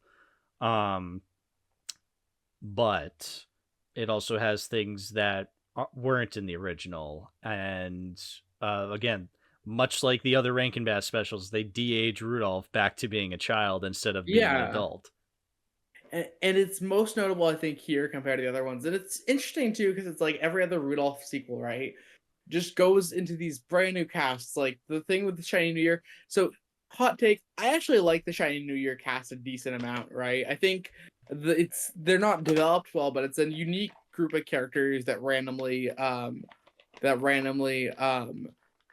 emerge, you know. Like I Yeah, don't know, I remember the weird design of the caveman pretty well. the And caveman, the knight with the beard extending out of his helmet, and he's voiced by the Riddler from the '60s Batman TV series. Eon, Eon being the villain who wants to kidnap a child to save his own life. Ben Uh, Franklin randomly. yeah. Look, Of if all, I wrote a Christmas special, I probably would include Ben Franklin too. I mean, of the founding fathers, I think he's one of the better ones to go with. I think he, yeah. I don't know too much about the Ben Franklin lore, but it's like it's funny because he always got one of the best like portrayals of the founding fathers, I He guess. got the $100 bill and he wanted the turkey to be the national bird. He actually didn't. That's a myth. But yeah, I know. So many, but like within that one, the cast, and it's so funny, right? Because oddly enough, in the Rankin Bass universe, Shiny New Year's extended cast shows up more than the first one's extended cast, because the whale guy That's shows up right. randomly in Rudolph and Frosty's Christmas in July to be like, oh, I can fix that, and then he finds Jack Frost of all characters. But it's a different Um, Jack Frost than the Rankin Bass Jack Frost. Well, there's two Rankin Bass Jack Frosts. There's Jack Frost from the one where Frosty gets married, and then there's Jack Frost from the film Oh Jack yeah, Frost. and wait a minute. Oh yeah, the design of Jack Frost in July was supposed to be the one from Winter Wonderland. Oh yeah. Yeah, it's really weird because like the thing with the Rankin Bass franchise is there's so many different versions of these characters, and it's weird which models they keep and which ones they redo. Like Yes. I think the best Mrs. Claus for me, as far the older Mrs. Claus within Year of the Santa Claus, I love the design of. I think she's one of the breakout stars of that special. Um of like she's one of the characters that I think about a lot from Year Without a Santa Claus. And then in Christmas in July, they keep the Santa, but they redo her design. Yeah. Um, gosh, dude, the fact that side tangent, but the fact that they released Christmas in July is the funniest thing in the world to me. It is so Like, weird that they will release Christmas movies at different times of the year because that's why It's a Wonderful Life bombed when it first came out. It released in the summer, and but but like I mean I guess it makes sense because most of the movie doesn't have anything to do with Christmas, until like the last 20 minutes or so. Then it has something to do with Christmas. But I don't know. It's a Wonderful Life works better during the holiday season than it does during The July. the wild thing with Rudolph and Frosty's Christmas in July is they release it into theaters in July. The myth That's of that one being that solely a special is crazy. that Because is ego talking. My God, Rankin Bass, what were you thinking? so my plan, right, for the extended like thing of me talking about Rankin Bass things, that one's the headliner of an era that I call the Icarus of Rankin Bass. Which slowly documents how Rankin Bass flew too close to the sun eventually, Yeah. and did Rudolph and Frosty's, because it's so many mistakes stacked on top of one another to make Christmas in July how it happens. Yeah. Like, it is baffling to me, like, that they had the idea, let's just casually release a Christmas special in Christmas. And it's the longest Rankin Bass thing. Don't remind me. Like, there's nothing that happens in Rudolph and Frosty's Christmas in July, it feels No, like, you know? it's I hate that movie so much. Dude, shit. So my thing, I think that one's worse than Island of Misfit Toys. Ooh. That's my hot take within there. That is pretty My hot, because as much as I hate Rudolph and Frosty's Christmas in July, oof, I hate this one more, but we'll get into it. No, but so with that one, I always think the crazy funny thing, right? So they got the stupid like idea that they have, where it's like Rudolph and Frosty are like Rudolph's an uncle to Frosty's kids of all things, which is so dumb. Like, why is he your uncle Rudolph? He's a reindeer who lives in the North Pole like you do, Yeah. and you're a snowman. You're friends. He's not an uncle to your kids. Sure, you could make him your godfather, but like, why are you trusting a reindeer to raise two snowman child? But then the balls on Rudolph and Frosty's Christmas in July, where I hate the convoluted ending, right? With how Rudolph has to lie and stuff within things to save Frosty's life with this stupid villain who's so stupid. Sorry, I'm very passionate about this one. No, dude, it was so bad. It was so bad. I was way worse than I had remembered. I was like, Jesus Christ, this is embarrassing. Well, like, I think one of the craziest things is when this review that Rudolph like gave the money to the night cop to deposit into the bank for a night deposit, which is a wild like plot device. Yeah, that was so convoluted and so convenient. How it's just like, oh, this can only work if Rudolph is a dumbass and doesn't ask any questions. It's like, yeah. On top of that, Frosty's wife is like, Rudolph, how could you? And like, is like, you can't see my kids anymore. And that's a whole plot line that they have in that movie. That's the stupidest little thing. The stupidest. This doesn't sound like something Rudolph would do, but I'm going to instantly believe that he did that and question none of it. In the whole thing with it too, and within that special, like, it's like both Rudolph and Frosty gets hit by like the extendedness of his character's run worse. Like, his actor is clearly like leaning closer to death. Sorry, who was the original Frosty actor? I'm blanking for a second. Jackie Vernon, if I'm not mistaken. Jackie Vernon's voice gets a little weaker in every single Frosty thing. That makes sense. Especially here, and Frosty has like no actual like things that happen with him in the whole special. I feel like, I don't know. He's weirdly pessimistic in this one too, because usually when I think Frosty, I think optimism, abundantly optimistic. How he's just like, oh yeah, kids, we're gonna be having fun. But then in this one, he's just like, oh, it's too bad we're gonna die and melt and stuff. And it's like, Jesus Christ, Frosty, lighten up. It's a Christmas movie. Well, like, the whole thing for me with Christmas in July too, within everything of it, is it's just the worst versions of all of these characters. Absolutely. Right? Like, I don't buy any of these characters being the Rudolph and Frosty that I grew up and loved. Well, and like the whole thing too here with it, it's like the fact that the villain has like the thing for it too, right? Also, it's so funny. Untitled Misfits comes back in that movie with Rudolph and Frosty singing it. And it's like, Frosty, you're a snowman. That's the only thing that makes you a misfit. You were beloved by the world of kids. Yeah. You don't have this whole societal like thing. Why are you calling yourself such a misfit, you buddy?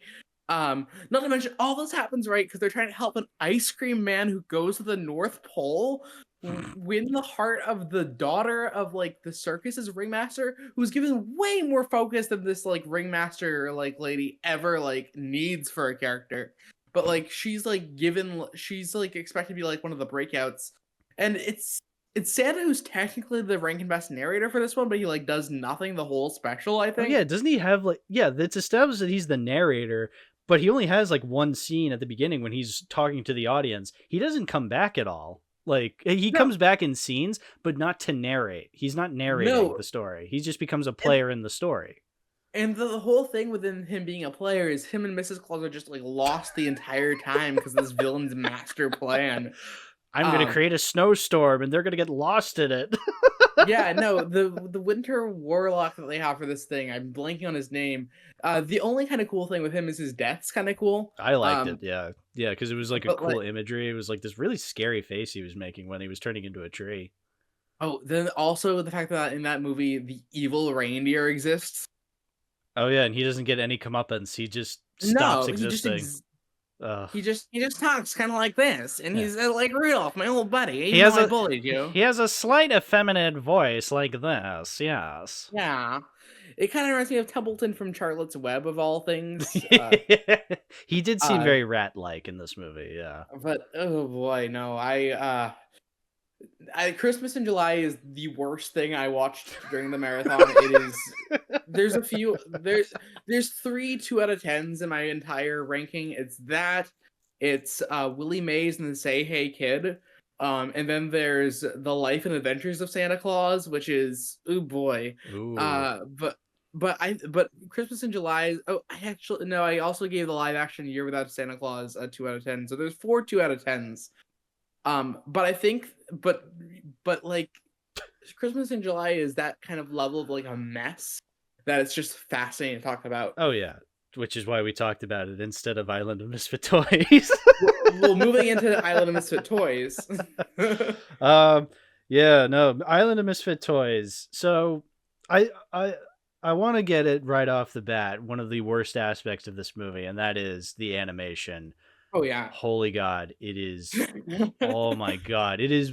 It no joke. This is one of the worst looking Christmas specials I've ever seen. And look, I've seen a lot of bad looking Christmas specials. It's not the worst looking, but it is down there.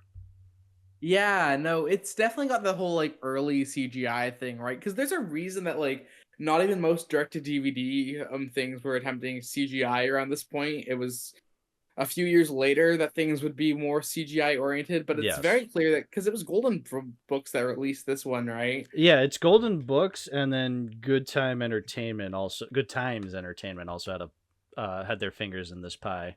Oh boy. Yeah. Um, So and I would give the benefit of the doubt of it being like, oh, it's early CG. This was during a time when CGI just looked weird. It's like, well, no, this was yeah. 2001. This was 6 years after Toy Story, and you're telling me it looks like this. This was 2001, the same year as Shrek, Monsters Inc., Jimmy Neutron Boy Genius. Look, say what you want about Jimmy Neutron Boy Genius. It looks a million times better than this fucking I movie. I got no complaint. I was very attached as a kid to the Jimmy Neutron franchise. I got no complaint. Like that CGI I think has like a charm to it. It has like Oh, I love Jimmy low Neutron Boy budget. Genius. Oh, It's so good. but like comparing it to this, oh boy, Yeah. like every Yeah, it is ugly. It is an ugly looking movie. And also the oh yeah. animation doesn't look that great like on a technical No. level. There's a scene when Hermie and Rudolph are in their that stupid toothmobile and they crash Yeah. into a glacier and the fucking snow falls off and it looks so dated. Like the way the snow falls off looks horrible. I'm shocked that this was released professionally with a shot looking like that and a major Oh thing. yeah. I mean, it's not major. This isn't a major motion picture. This was released on DVD, like straight to DVD, of course. But even still, it looks so unprofessional and shoddy. Not to mention there being like no texture in the entire film within things and Yeah. stuff. And it's like the thing about like the stop motion that's great. Stop motion is one of the best mediums I feel like at showing a stylization and texture, you know, Oh, yeah. because you can kind of give things their own like vibes a little more. But like low budget CGI, like everything I'm looking at some of the screenshots as far as it goes. I think nothing really stands out in how it looks Yeah. at all. You want to know how ugly this movie is? The fucking cover of the VHS tape I have of this movie, the CGI looks awful. Like, that's how bad it is. You know how like some movies can get away with, making their animation look all right or making their designs look all right as long as they have a cool cover for something, and you Is don't. it this?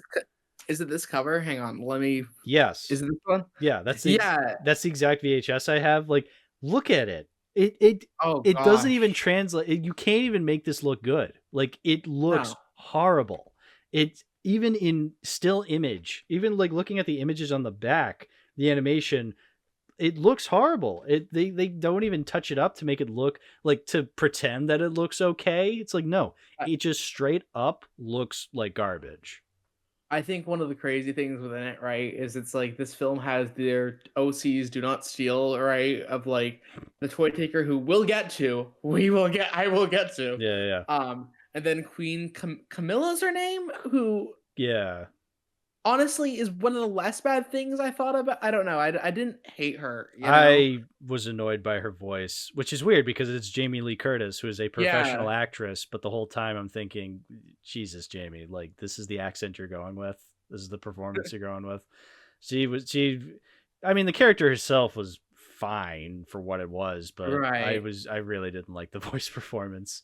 No, that's Maybe fair. I'm a lot more harsher because it's like, Jamie Lee, you're kind of an actress who knows what she's doing. You've been in movies professionally. It's like, It's really funny because I go to like the whole reception on Wikipedia sometimes, and there's a single like three sentences, and it was like the critics cited a poor CGI animation and a weak story. However, the film's voice acting was praised, particularly for Curtis and Moranis. how the voice acting, look, the voice acting from everybody else is not anything to write home about. Like, it's just, No, I mean, I guess it's fine for what it is. Like, the woman who voices Rudolph does a pretty accurate impression of this Rudolph. I by think, the way, the actress of Rudolph was still alive at this point. They could have actually cast her, but no. I guess she was like, what, 80 at that time, so she probably wouldn't have Um, sounded right, but I don't know, it's, Fair. but yeah, they could have. Yeah, but I guess they're fine impressions. But, and I think they are trying. The voice actors are trying a lot harder than the animators are, or maybe the animators are trying. They're just, you know, crunched or whatever. Whatever the case, I will say the voice acting is fine, but I won't praise it. I won't say it's good. Fair, yeah, no. But She would have been like 78 around this point, so yeah, okay, fair. yeah, I feel like that would have been a little too old to play Rudolph of all characters. So I Yeah, get that's it. fair. Yeah, no, I think the thing within it for me as far as but no, the special. Wait, okay, yeah, we were on the. It's no that the cover, yeah. The cover. No, looking at that too. Also, there's a bunch of like new like toys they added that are all just worse designs and stuff. You know, Yeah, these aren't even like major players. Like, when you think of the toys from the original, you think Charlie in the Box, you think the doll, you think the elephant with the yeah, spots, you think the fucking train who has one right. single you think of the fucking water pistol that shoots That's jelly. shoots jelly of That all is, things. they only have Yeah, one line, and that character is far more memorable than any of these toy characters on the cover of this movie. well, they put like Charlie in the box, right? Because like, why not? But it's like, and they get kidnapped from their like rightful homes by the by the toy taker, which oh boy, oh boy. So, what I like about the quote unquote antagonist of the original Rudolph is that it's the abominable snow monster, who is seen as this, like, almost like this, ethereal being. You can't even really comprehend what this character is until it's eventually revealed. And then you see him, and he is a little creepy with the way he moves, and his voice, especially, is just like Yeah, this really diabolical gargling roar. It's creepy. And then ultimately he's seen as a good guy because they pull out all of his teeth. Um, and so then, yeah, he's no longer a threat. Whereas with this one, the villain is so lame. Yeah, the toy taker. yeah. Oh boy, no. I think the whole thing with him So it's so funny because it's like the first thing, it's weird because nowadays that's not even the first thing think about when I think of the toy taker. There was like a controversy or something about like some insane like stalker fan of like Has-Been Hotel or something who called themselves online the toy taker. And that's the first thing I think about when I think about the character nowadays, which is weird. Because Oh someone picked the toy no. taker as their alias online as they decided to scam people out of money. And Did they also dress up as a teddy bear disguised as Mr. Enter? um Yeah. Which I gotta say, I've had like 3 or 4 people point that out to me. They're just like, look, it looks like Mr. Enter. It's like, yes, I get it. He looks like Mr. Enter. I'll have to tell Enter that. Oh, you know Mr. Enter personally? Yeah, we were friends. No kidding. Please do. Yeah, please point that out. That's hilarious. Yeah. But no, I think it's funny because I see Twitter things based on that whole design popping up sometimes randomly on things, and it's like that's just the most generic villain disguise. Do you remember Yeah. how I always one of the scenes that I rewatched that I'm thinking about? Do you remember how he's like kidnapped? How the disguise for Rudolph and the gang is they decided to disguise as toys to get kidnapped of all things. Yeah, that's Rudolph's plan, is to pretend to be kidnapped. But I they always but I don't they have Yukon and Bumble in on that too, which is weird. It's like, okay, you can probably make a toy out of Yukon, a life-size doll man. But then it's like Bumble's dressed as a bunny and he's like, I'm a bunny character. It's like, it's like what? sorry, can't take you, guy. You're too big. You're just too darn big. And it's just like, what? Huh? Like, Shout out to Hermie dressing as a tooth, because teeth is his hyperfixation in this version. oh, Um, that's so obnoxious. Yeah, he's just like, yeah, I'm a dentist, so I dress as a tooth. I have a crush on the tooth fairy. Teeth is my dude, life. It's like, oh god, that's so obnoxious. the fact that his wish is a date with the tooth fairy is so funny because it's like Yeah, it's like, buddy, no, that does not strike me as something Hermie would be interested in. no, he's into teeth. That's the whole thing with elves and stuff. They're like unique characters, but like for some reason, his big things, he's got a big crush on the tooth fairy of all plot lines to give him. You Yeah, know, and it goes nowhere. Like, I guess it goes somewhere no. because it has a scene where Queen Camilla's just like, I got you a date with a tooth fairy. It's like, you could have cut this out and it wouldn't have mattered. Like, this, Or I guess it's just to get into that monstrous 74-minute runtime. how about how there's an entire plot line of Rudolph wanting his nose to be normal again? Oh Like god, that annoyed the that's the shit big out of wish me. from him within Yeah. it. But then like the whole thing is they have like an unearned montage at the end where it's like, Rudolph, your red nose saved everyone. Buddy, you saved everyone the first time. You should know that there's value to your like Does everyone here have dementia? Do we not remember the first movie where this was the, established? the the writers clearly don't. Like I Yeah. don't know who wrote this one, but it's like and like not to insult like the writer of a film, but it's like the clear thing is they were going for like a buck, you know. So Yeah. it's they don't have to like regard the actual story and lore of Rudolph the Red-Nosed Reindeer of all things. Not to be rude to the writers, but I hope they die.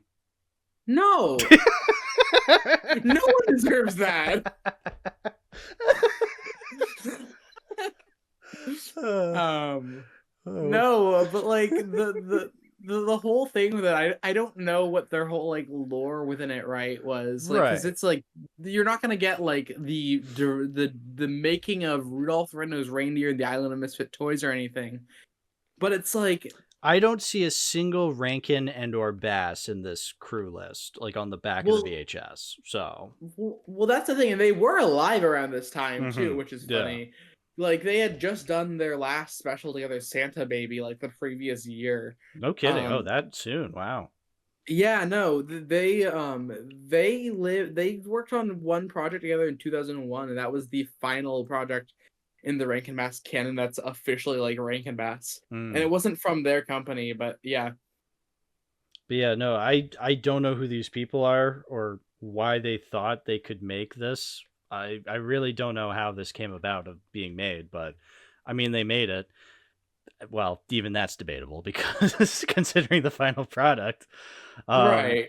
But yeah, no, it's one of this is one of those movies where I try so hard to see like try to imagine people make like working on this and thinking, yeah, people are gonna love what I'm putting my effort into. It's like I Right. really have a hard time thinking about that because seeing the final product, like again, the animation is easily the worst part about this movie. If the animation Right. wasn't this bad, it would still be a bad movie, like because the story is bad, the characters are bad, Yeah. but I feel like it would just be, standard par for the course bad when it comes to bad Yeah. children's movies, where it's like, eh, it's just dumb and stupid and not as good as the first one, but I wouldn't be hating it as much. Whereas because the animation is so bad, I feel like it's a whole other level of worse. Well, it's crazy to me because it's like this rush product, right? Where they genuinely thought they were cooking when with it right or something. Yeah. Like I like the whole thing for me. I've actually like done my own like short films, right? And like I work within the spaces of film pretty or not for a job yet, really, but like I'm regularly within like spaces and working on things for side projects and stuff at this point in my career as a human being. Hmm. And it's funny because it's like my whole thing is the genius of film as a medium and art in general is getting to share what you love to the world and what you're passionate about. So I'm always baffled when anyone makes a film just for money and without their voice ever trying to make a stance, you know. Yeah. And this is one where it's like because I think that the idea of doing a sequel to Rudolph can be done. Arguably, like Rudolph Shiny New Year, I think's a decently solid Rudolph sequel, right? That Hmm. builds on some of the themes of the first film, and is at least a pretty passable or good time. Like I think you gave it a 6 out of 10. I gave it like a 7 out of 10. So it's like, yeah, Yeah, I like it. I think it's fine. yeah, It's just not my not go-to Rudolph story, but yeah, I thought it was fine. yeah. Definitely the better of the Rudolph sequels. The only other like chill Rudolph sequel. It's funny because it's like I when I was going through the whole canon, right? I averaged out the scores for like each of the like sort of things like the Rankin Bass Christmas ones, their non-Christmas films, what wasn't Rankin Bass, and then like those ones of the entire canon, the Rankin Bass Rudolph films have the best average out of them all, which as bad as like for me, as bad as Rudolph and Frosty's Christmas in July is, the other two films are solid enough to at least put it at like a 5.3 in my final like ranking and stuff as far as things go. Um, but yeah, People love Rudolph. it's great. It's iconic. Yeah. Um, Yeah. I I think this movie also just has the disadvantage of, well, again, it's a legacy sequel. It's made years later. I think that animation is its biggest uh like hindrance. It's far too ugly. It's aged worse than the original has visually. Yeah, no, totally. And how about the fact that they totally just stole like the backstory of Jesse from Toy Story? They kind of did. Yeah, I was thinking about there was a lot of similarities to even like Toy Story 3 with Lotso because this is a teddy bear that gets abandoned and he takes it out on But it's kidnapping all like these toys. But I think they but this did that came whole first before Toy Story 3, so right. So suspicious. so did Toy Story 3 rip off Rudolph and the Island of Misfit You Toys? know what? Question mark. If it did, they did it better. So Wait, what? Okay, no. Oh, fair. No, yeah, they did. No, I think the thing too within it and stuff is like the toy taker's backstory. Oh no, you're an abandoned bear, so you're gonna kidnap the toys out of their homes so they don't have to feel the same abandonment as you, buddy. Kidnapping is a worse feeling, but or I don't know if being kidnapped or kidnapped is without neither party's consent. At least with a toy getting abandoned, that's with one party's consent. You yeah. know. But even then he tries to justify it cuz he's just like, I'm not kidnapping, I'm fixing you guys and making you feel loved. Okay, how? Uh, yeah, no, you're not. There's not a single time where we see like, oh, maybe he brings them to like a toy paradise. They don't do No, that. they're stuck on his little They're ship just that the stuck in guy his has. fucking. They're stuck in his fucking zeppelin the whole movie. Yeah. By the way, how's this bear operating a zeppelin? You know, like, Uh, come on, man. yeah, yeah, because they take off his Mister Enter outfit and he's just a bear on stilts. It's like, oh, Yeah. okay. That's the entire like thing for the villain, right? Because it's like right, the Christmas canon has some weird villains, right? Like we went into the Rudolph and Frosty thing, Yeah. but it's like this bear of all characters is like one of the least like intriguing ones. Like, oh no, you felt abandoned, so you want to make everyone else feel abandoned, you son of a jerk. Yeah. The design is not very interesting, whether he has the Mr. Enter outfit on or not. Like, as a bear, he looks like pretty generic. And then, yeah, his motivation has been done better in other toy centered movies. So it's like, Yeah, there's really nothing here to gain. It's not even a good Rick Moranis voice performance. Rick Moranis, I really like Rick Moranis. I can't think of anybody who would hate Rick Moranis, but still, I want to make that clear. I like Rick Moranis. He was retired at this point. He only came back to do certain projects. Like, he did the Brother Bear movies in the 2000s, and he did this. right. So out of all the movies, Choices were made. he retired and did Rudolph and the Island of Misfit Toys and both Brother Bears. Can you imagine just like someone being like, "Hey, we know you're retired, but you want to do Rudolph and the Island Misfit Toys?" I can't imagine saying yes to that. Yeah. You know, Out of any movie he could have come back for, I really would have expected he would have been in like one of the Ghostbusters reboots by now, but I guess he just hasn't been. I yeah, no, it's just funny for me when it's like I think the whole thing is the idea of retirement in film, because it's like retirement's never really like super long lot. It's his. I'm just looking at his Wikipedia. Like, he rarely has shown up since he retired. That's kind of impressive. Yeah, no, I remember he retired because his wife died and he wanted to be like, more in his kids' Aw. lives. Yeah, so Yeah. he retired from acting to hang out with them more. It's like, yeah, that makes sense. Yeah, but I understand what you're saying whenever actors come out and be like, yeah, so I'm retiring, and then 2 years later they come back anyway. It's like, Right. because you probably got bored, and it's like, I'd rather just be in a movie now. I Or mean, like, they were famous for a role, and so then the studio's like, hey, we're making a legacy sequel. Want to come back for this? And they're like, well, suitcase full of money. so it's like I was just reading on his whole thing. Apparently, he's set to reprise his role in a sequel to the Honey I Shrunk the Kids called Shrunk. I have heard that he's coming back for that. Yes, but I It's feel funny like because I don't remember those films at all. I've never watched them, so I can't comment on them. Fair. They exist, you know. No, well, yeah. I've not seen them at all either. So yeah. Yeah. I'd like to watch Um, them at some point. I just haven't had a chance to. I feel like that's the thing with film too. I'm always I don't really get to the state where I don't want to watch a film. It's just Yeah. there's too many movies, you know. Well, in many words, yes. Yeah.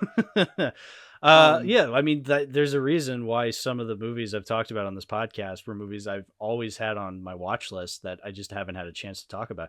I literally never got a chance to watch 12 Angry Men until I talked about it on the podcast, and now I have. Fair. I love 12 Angry Men, but I'm glad I was able to have the opportunity to watch it. I had a reason to watch it. I didn't just like force myself to watch it. So, other side thing to bring up: how do we feel about this replacement of Sam the Snowman in this movie? Dude, Richard Dreyfuss as this Scoop T Snowman. Scoop. Say that again? Scoop what Snowman? I forget his name. Scoop T Snowman. I forgot his name too. Oh, that makes me angry. Scoop T Snowman. That annoys me so much.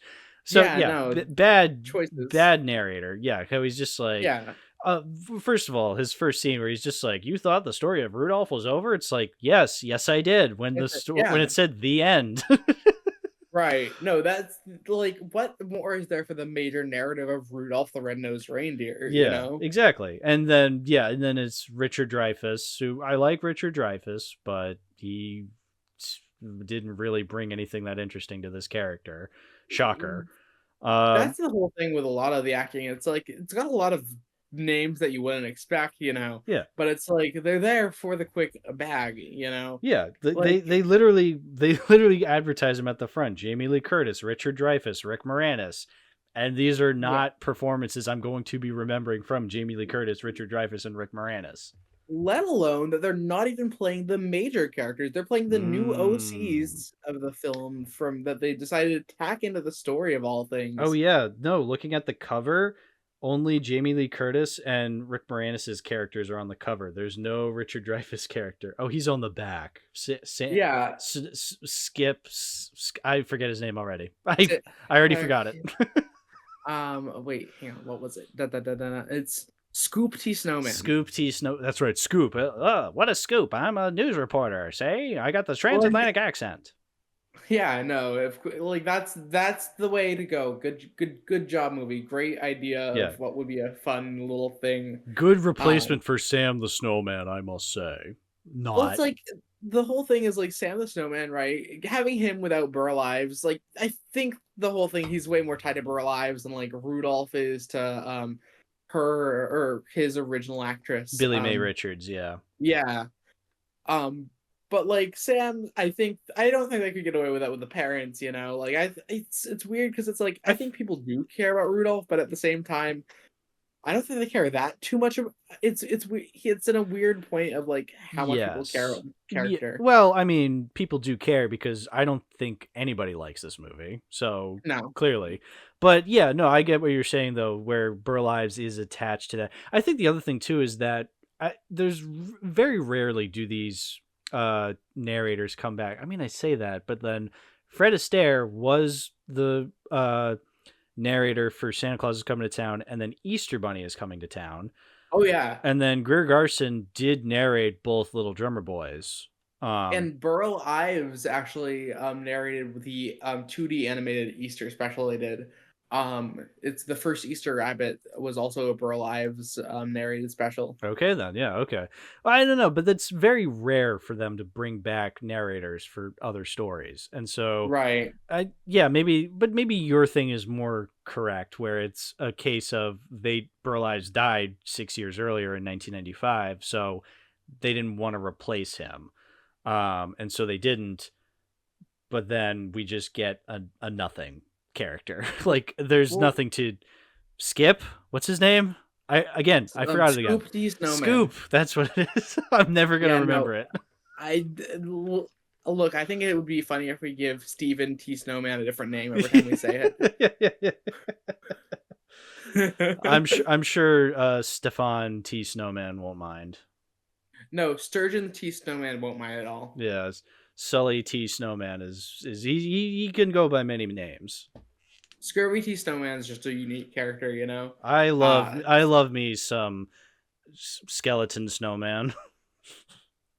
I love me some Stalin Snowman, Stalin snowman. Stalin T Snowman. In Soviet Russia, snowman tells story to you. Red reindeer, yes. The red-nosed reindeer, of course. It was always there. Yeah, you thought the story was over. I can't do a Russian accent. I'm so sorry. We will send Rudolph to America to teach children about communism. Oh no, Perfect. Joseph McCarthy got to him first. Yeah, it's just wild to me, with this Rudolph. Also, so I'm apparently reading this too recently. There was another Rudolph film from like Good Times or something. Yes, so I've never seen it. It's from 1998. I remember. Well, I technically seen it because I think there was a Phalis video. Phalis did a video on both this movie, Island of Misfit Toys, and that 1998 Rudolph movie. And I remember watching his video on it. I don't remember anything about it because this was years and years and years ago.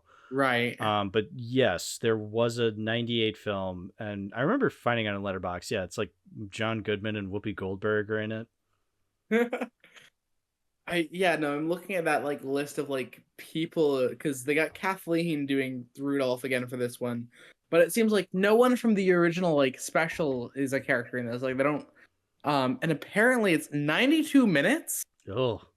Oh, and I thought the 74-minute runtime on this movie was too much. Jesus. Which it is. I mean, 92 minutes for anything that isn't a Christmas special sounds glorious. 92 Right. minutes is a good. I don't know. Just I don't trust a Rudolph story being 92 minutes. That's why No. the original 1964 special is like 50 minutes long. The only like long Rudolph thing I think about, right, is actually the 92 is beaten. Christmas in July is 97 minutes Oh God, that's right. because they had so much story. They had to go through the backstory of Lady Borealis of Too much all story, if you people. ask me. Too much story and then not enough at the same time. It's Yeah. really weird because they cram so much into the like beginning where it's like, yes, there was this previous legacy of the North Pole, and then at Rudolph the end, always had a fucking symbol on his hoof that was a star in the center of a snowflake or whatever the fuck. yeah, because that's who he is. I can't believe I'm angrier at Christmas in July than I am at Island of Misfit Toys. I hate Island of Misfit Toys, but see, when I originally watched it back in 2019, I thought, oh, I'm going to tear this movie to shreds. I'm going to say it's the worst thing ever. It's so insulting to Rudolph's legacy. And then I rewatch it this time and I'm just bored out of my mind. It's like, yeah, Well, this is bad, but I'm honestly the, falling asleep more than just being uh, angry. the weird thing with that one for me is it's like, yeah, no, this one's just kind of boring, but it's kind of like and it's weird. I've got a weird childish nostalgia for when I rewatch that one, Hmm. where it's like, hey, I watched this like several times. Christmas in July was the bigger slog. I felt like, No, that's it the was film where such a it's like, slog. that's the one where it's like I feel nothing as I'm watching that one, and it's like it's only worth it for it. I think it's the kind of film where it's not worth watching, but if you hear someone explain the story to you, it sounds like it's gonna be a lot more fun bad than Oh, Christmas in July yeah. actually is. Yeah, But because the first 10 minutes, I'm like baffled, but then eventually I just get bored because it's so long after that. well, so then there's the other thing within it because I'm within how many songs there are in that movie because the songs in Christmas in July so the songs in Island Misfit Toys are bad, right? Um, it's I think this is the first time that we're bringing up on this podcast that Island Misfit Toys is a musical actually. Oh my God, you're right. I forgot. But it's weird because there's a bit of it that's memorable. They'll keep your chin up, dun dun dun dun dun Was that a dun. song? Yeah, that's Hermie's song that he sings in the Toothmobile. I don't remember that. And then I think the Toy Taker gets a villain song. Oh, he gets like a sad sap like sympathy song where he's just like, Yeah, and Rick Moranis is a horrible singer. Like he's a funny right. actor. I love Rick. I already said it. Yeah, I love Rick Moranis. I want to make that clear. He's a great comedic actor, but my God, he can't sing. Well, the whole thing, right? When you have someone Which who is weird. can't Wait a sing, minute. Wait a minute. Because he was in Little Shop of Horrors and he could sing really well in that movie. Okay, so this movie just sucks all the talent out of anybody, I guess. yeah. Well, so the whole thing too within it that's weird for right is it's like when you're doing a film, one of the benefits of animation is that you can have alternate singing voices and it's way more handleable than it is in live action. Because Hmm. oftentimes when they can't sing in a live action film, you can have another person dub their singing lines, which is a totally normal thing to do, I think, in an acceptable special effect, right? There's been Absolutely. like that's been a topic where people have been like, oh, they shouldn't dub someone's over someone's voice. I think that if someone can't sing, you give them a new singing voice for the whole thing, Yeah. and it kind of you can work and fit in, right? Yeah. But in animation, especially because it's like most of the classic Disney like characters of the Renaissance, at least I remember, had different singing actors than they had acting actors, and that was what helped make those films stand so out. Yeah. But like here it's like you get the Rankin Bass specials almost always I feel like use a lot of the whole things, and it's like the thing for Rankin Bass like numbers is a lot of them I think are fine. Like Rudolph songs are pretty good to passable at least. There's like even Silver and Gold, which was one of your weaker ones. I think is at least it's fine. Like they got Burl Ives. Yeah. They're chilling.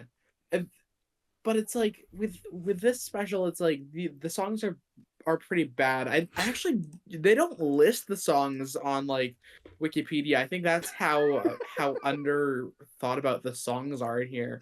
Yeah. Um, They advertise on the front of the cover of this VHS tape. They say, with Tony Bennett singing the original classic theme song. It's like, yeah, that's the song you advertise, but what about the other songs in this smash hit Okay, sequel. I just pulled up the list of songs. Okay. Okay. So there's the Tony Bennett, Rudolph the Red-Nosed Reindeer. There's one called Beyond the Stars that is it's from Clark Anderson. Is that that weird It's 80s love ballad that just randomly happens in the movie? I think at the end maybe, yeah, or something. Then there's Keep Your Chin Up, which is the one that I was thinking about, the Hermes song. Sure. Then there's the song The Island of Misfit Toys, which you had to make another Misfit Toys song, didn't you? Oh yeah, they didn't use Um the original. Yeah. right. Then there's Queen Camilla gets her own song, Beautiful Like Me.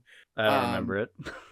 yeah, no, I just remember because I remember she had those like really awkward looking like gingerbread like helpers on her island. Oh, dude. There's a scene, there's like a shot when they're getting off the boat, the gingerbread officer, the Rudolph and Hermie, and it genuinely looks like they just took a mouse and clicked them off the boat. Like they did not move naturally getting off the boat. It was bizarre. It was so Well, funny. I think it's kind of interesting because they have that entire plot in the film about the government going on like the search party, and it's like, it's I think one of the big signs of like a bad sequel, I feel like for me, is the cast of characters lose a lot of like their whole dynamics and like kind of like hierarchy, you know? Mm. Because as it goes on, it's like the sign of a really bad sequel is when the characters that aren't really meant to be communicating with each other more, or kind of like out of each other's like lives, start talking to each other more. You know, Mm. like connecting your characters is great, but occasionally it's like, why is like it's a weird ensemble that they kind of like tuck together. And I remember the whole like search party. It's like it's weird within that. So also, so there's the song, Rick Moranis' song "The Toy Taker," which Yeah. I don't which remember how it has goes. huh? I don't remember how it goes. Well, you got lyrics like "The toy taker, that's me, will take care of you and you and you and you and you and you." And they do that like multiple times in the whole special, Wow, in the worthy of song. wish. Oh, apparently I'm looking at the whole thing. They have an extended album version of the song now too. I just read. Oh, wow, that's for all two of the fans of this movie? Yeah. Then there's the Mr. Cuddles backstory song, and then there's it's gonna be the best Christmas ever. It's gonna be the best. Think that's yeah. Oh, yeah, it certainly was the best Christmas ever, even though I Right. don't remember that song, so clearly wasn't. They were lying. It's it's just baffling to me, you know. This movie Wait, why? sucks. Yeah, I agree. Oh boy, no, I. It, It's it's pretty much, I mean, it got dealt a bad hand too because it came out in October of 2001. We were kind of getting over a big tragedy at that time, and so I don't think yeah. anybody wanted to watch this fucking awful Rudolph sequel at that I mean, time. I wasn't getting over a big tragedy. I was like born like on September 15th, 2001. So it's like Oh, I was born right after n- the events. narrowly missed it. Right? My mom was like my mom was like pregnant with me as far as that goes. And Yeah, it's really funny because it's people are like, "Oh wow, 9/11." And it's like, "Yeah, I was born 4 days after that actually." yeah, exactly. And I was like 2 or 3 at that time, so I Fair. don't remember it. I have a memory of being in my kitchen and my parents explaining to me, like, yeah, these people, these bad people got into an airplane and crashed into a building. And I was just like, oh, you can do that? It was, yeah, it was a little much, but, well, actually, because I remember I was watching this and somebody in my server asked me, they were like, when did this movie come out in correlation of 9/11? I was like, that's a very good question because I need to know. And yeah, October, like a month after 9/11. That's horrible timing, but you know. I mean, like, I think you could think maybe the lore of it, they didn't want to release it then, but then they were like, "Oh no, we got to release something good to make people feel better after the tragedy," and then they decided, "Yes, we're gonna release Rudolph the Red-Nosed Reindeer: The Island of Misfit Toys unfinished in The 2001." the nation needs Rudolph the Red-Nosed Reindeer and the Island of Misfit Toys now Well, more than ever. exactly. I mean, like, he's a hero, you know, and stuff. I think it's Uh, funny. I think it's funny too because I'm like looking at the Rudolph the Red-Nosed Reindeer wiki that exists. I've been using that as like kind of a source and stuff within things. They include the good times specials on the like wiki as like major articles. hmm. Um Very reliable sources, I must say. No, this is a very weird wiki because there's like because the wiki content has 3 categories: recently changed pages, characters, and male characters. I know. This And sounds like a then good read. Wow. then there's articles like why did Mrs. Donner kiss Rudolph's nose is a thing that's on there for some reason. Wikis are Really? weird, man. Wait a Yeah. minute. Here, let Wait, me. people are theorizing that a mother loves her son?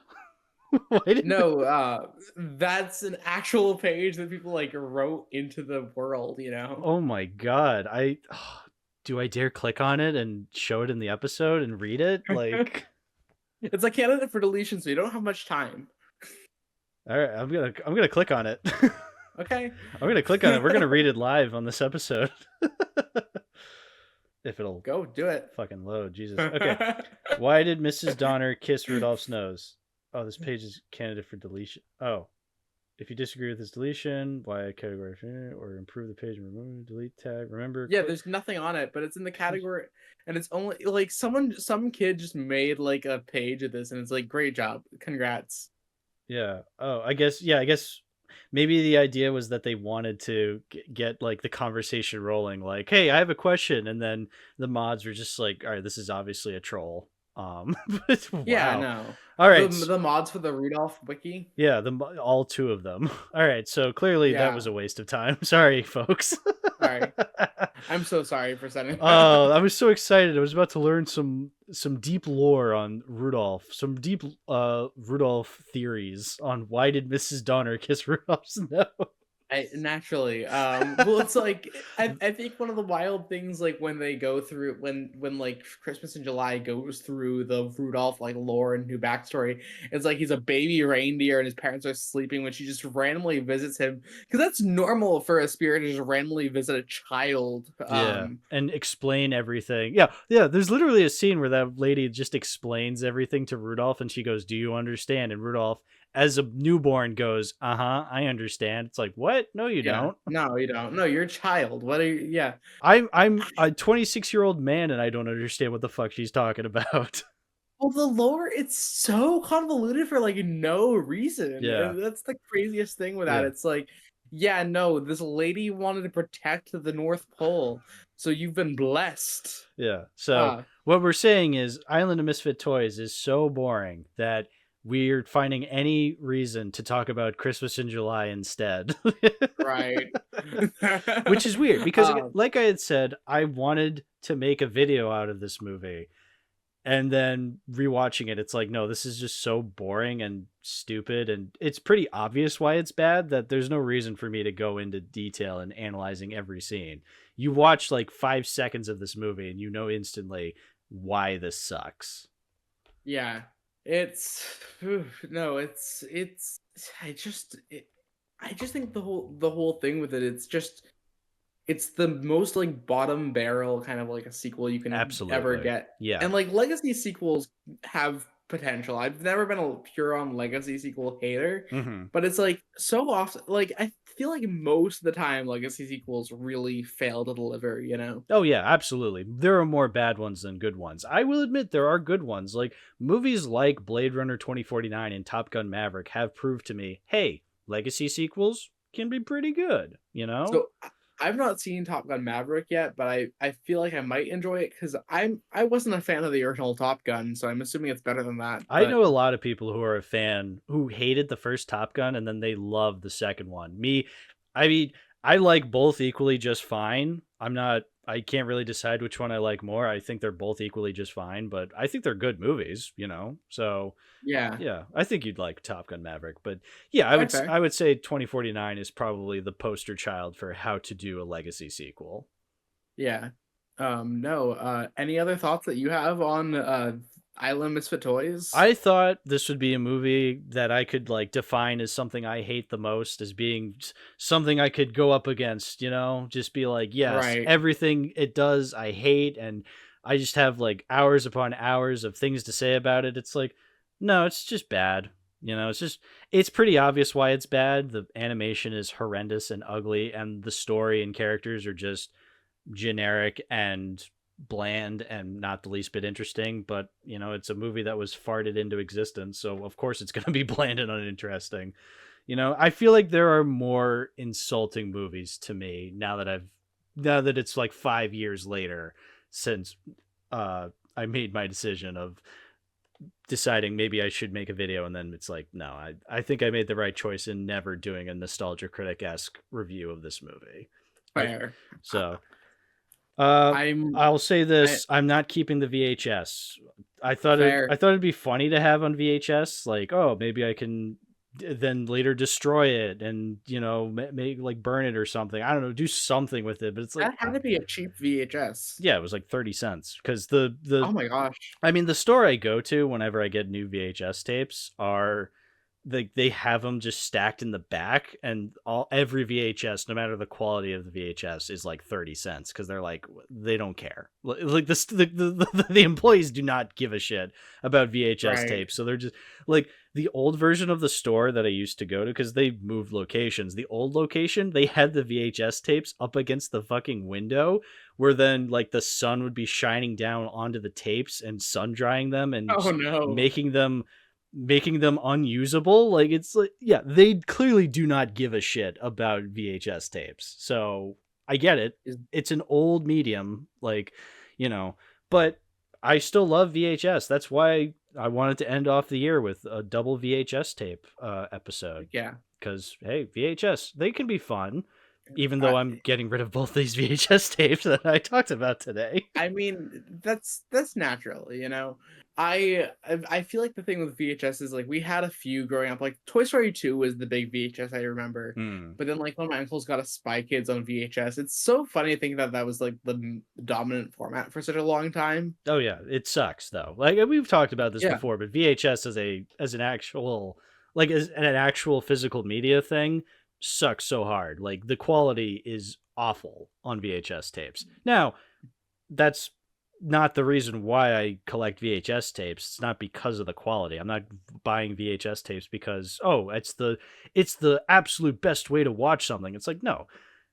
I mean, sometimes it is. When it comes to like versions of movies that are only available on VHS tape because the versions that they put on DVDs are heavily edited and not the original versions, then it's like, yeah, then the VHS is the ideal way to watch a certain movie. But quality, meaning like crispness of the sound quality, or the crispiness of like the clarity of the visuals, then yeah, you want something like a DVD or a Blu-ray or a 4K. But yeah, you don't collect VHS for the quality, you collect it for the aesthetic. Well, the other thing with them is they got the bulk, you know. Like, I feel like a VHS is like a couple of DVDs space-wise probably on a shelf, right? Or oh yeah, no, they are very bulky. The VHS tapes, you're right, they're very bulky. But again, I'm doing it because I want the aesthetic of watching a movie on VHS. Yeah, but then of course, yeah, all the VHS tapes I currently own, I also own those movies on a DVD or a Blu-ray. Not Buzz Lightyear, because I haven't had a chance to buy Buzz Lightyear on Star Command and on DVD, but they should put that on Blu-ray, but Disney's not going to. They don't care. No. They got their own Lightyear, you know. That's such a fucking crime. That, I mean, I've talked about it already, but that Lightyear is on Blu-ray and 4K, and fucking Buzz Lightyear Star Command isn't. I feel like Buzz Lightyear Star Command would get more sales than Lightyear would probably. Dude, Buzz Lightyear Star Command, so good. I love that movie. Fair. Yeah. But yeah, so I already got rid of my tape, the Rudolph tape. I already put it in the pile of stuff I'm giving away. The only worthwhile thing I guess I got is, apparently this tape had one of those early you know how some DVDs come with like little pieces of slips of paper like in them, and then it's just like an advertisement, it's like coupons or something like that. Yeah, I have a coupon here for I can get $3 back when you buy Pepsi and the video cassette or DVD of Rudolph the Red-Nosed Reindeer and the Island of Misfit Toys. Wow, a whole $3. I mean, $3 back when you what do you have to buy for Pepsi? So so there's a whole, they have all these steps. All right, here's how to get your $3 rebate by mail. 1, buy mail. one DVD or video of Rudolph the Red-Nosed Reindeer and the Island of Misfit Toys. And B, one of the following Pepsi products. 1 2-liter or 1 3-liter bottle, or 1 6-pack 24-ounce, or 1 9-pack. Or 1 8-pack 20-ounce of Pepsi, Diet Pepsi, Pepsi One, caffeine-free Pepsi, Diet caffeine-free Pepsi, Mountain Dew, Diet Mountain Dew, Wild Cherry Pepsi, Orange Slice, Mug Root Beer, Sierra Mist, Diet Sierra Mist, or Lipton Brisk. Dude, I'd love to get some Sierra Mist with that coupon. I love me some Mug Root Beer. Fair. And then in clothes. There, Sierra Mist doesn't exist anymore. Oh, it doesn't? Wait a minute, what? No, it got replaced by Starry. Sierra Mist doesn't exist anymore? I fucking missed that. Wow, gee. I missed that. Huh? He got rebranded to Starry. Oh, rebranded. Okay. That's bizarre. I didn't know that Sierra Mist got replaced. Wow. Yeah. I'm way behind. Yeah. I was about to go out to the store and be like, 1 can of Sierra Mist, please. And the guy would have been like, that doesn't exist anymore. It's like, exactly. I had to stop you before you did it. I hope you understand. No, that's incredibly important. I did not know Sierra Mist is completely debunked and doesn't exist anymore. Wow, I'm living in a completely different world now. But yeah, okay, anyway, sorry. Step 2, enclose. The original store identified sales receipt dated between November 19th, 2001 through January 31st, 2002. Darn. I think we're a little late on that.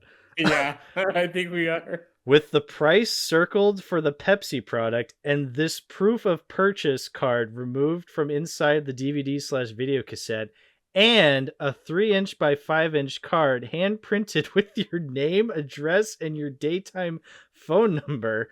3, mail all of the above, postmarked by January 31st, 2002, to Rudolph/Pepsi USA Rebate, P.O. Box 6396, Stacy, Minnesota. Do you think if someone randomly decided to like do that whole like thing and like mail it to them?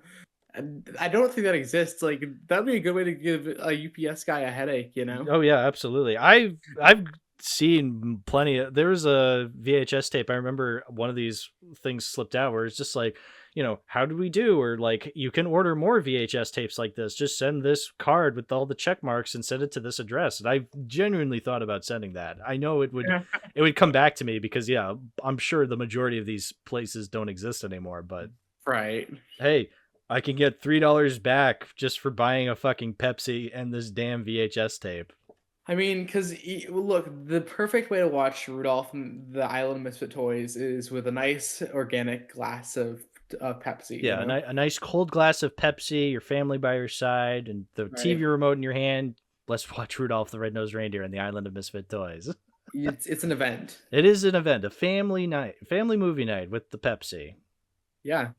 Put some pep in your step. Yeah. All right. I'm done talking about Rudolph the Red-Nosed Reindeer and the Island of Misfit Toys. I never want to see this movie again. I hate it so much.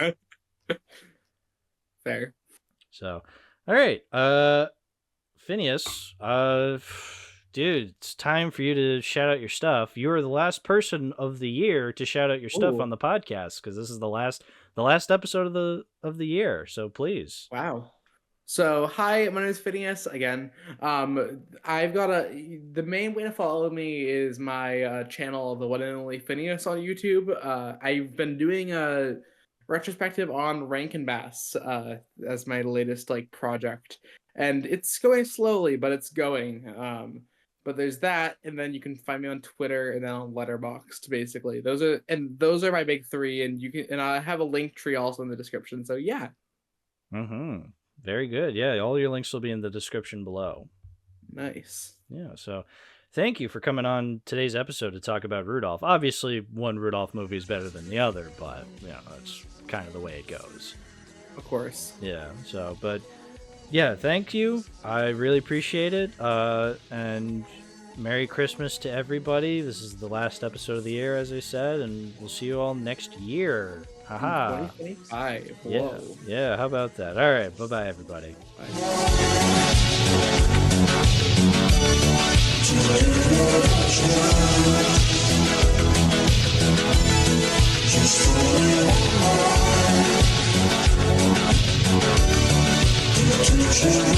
Bye.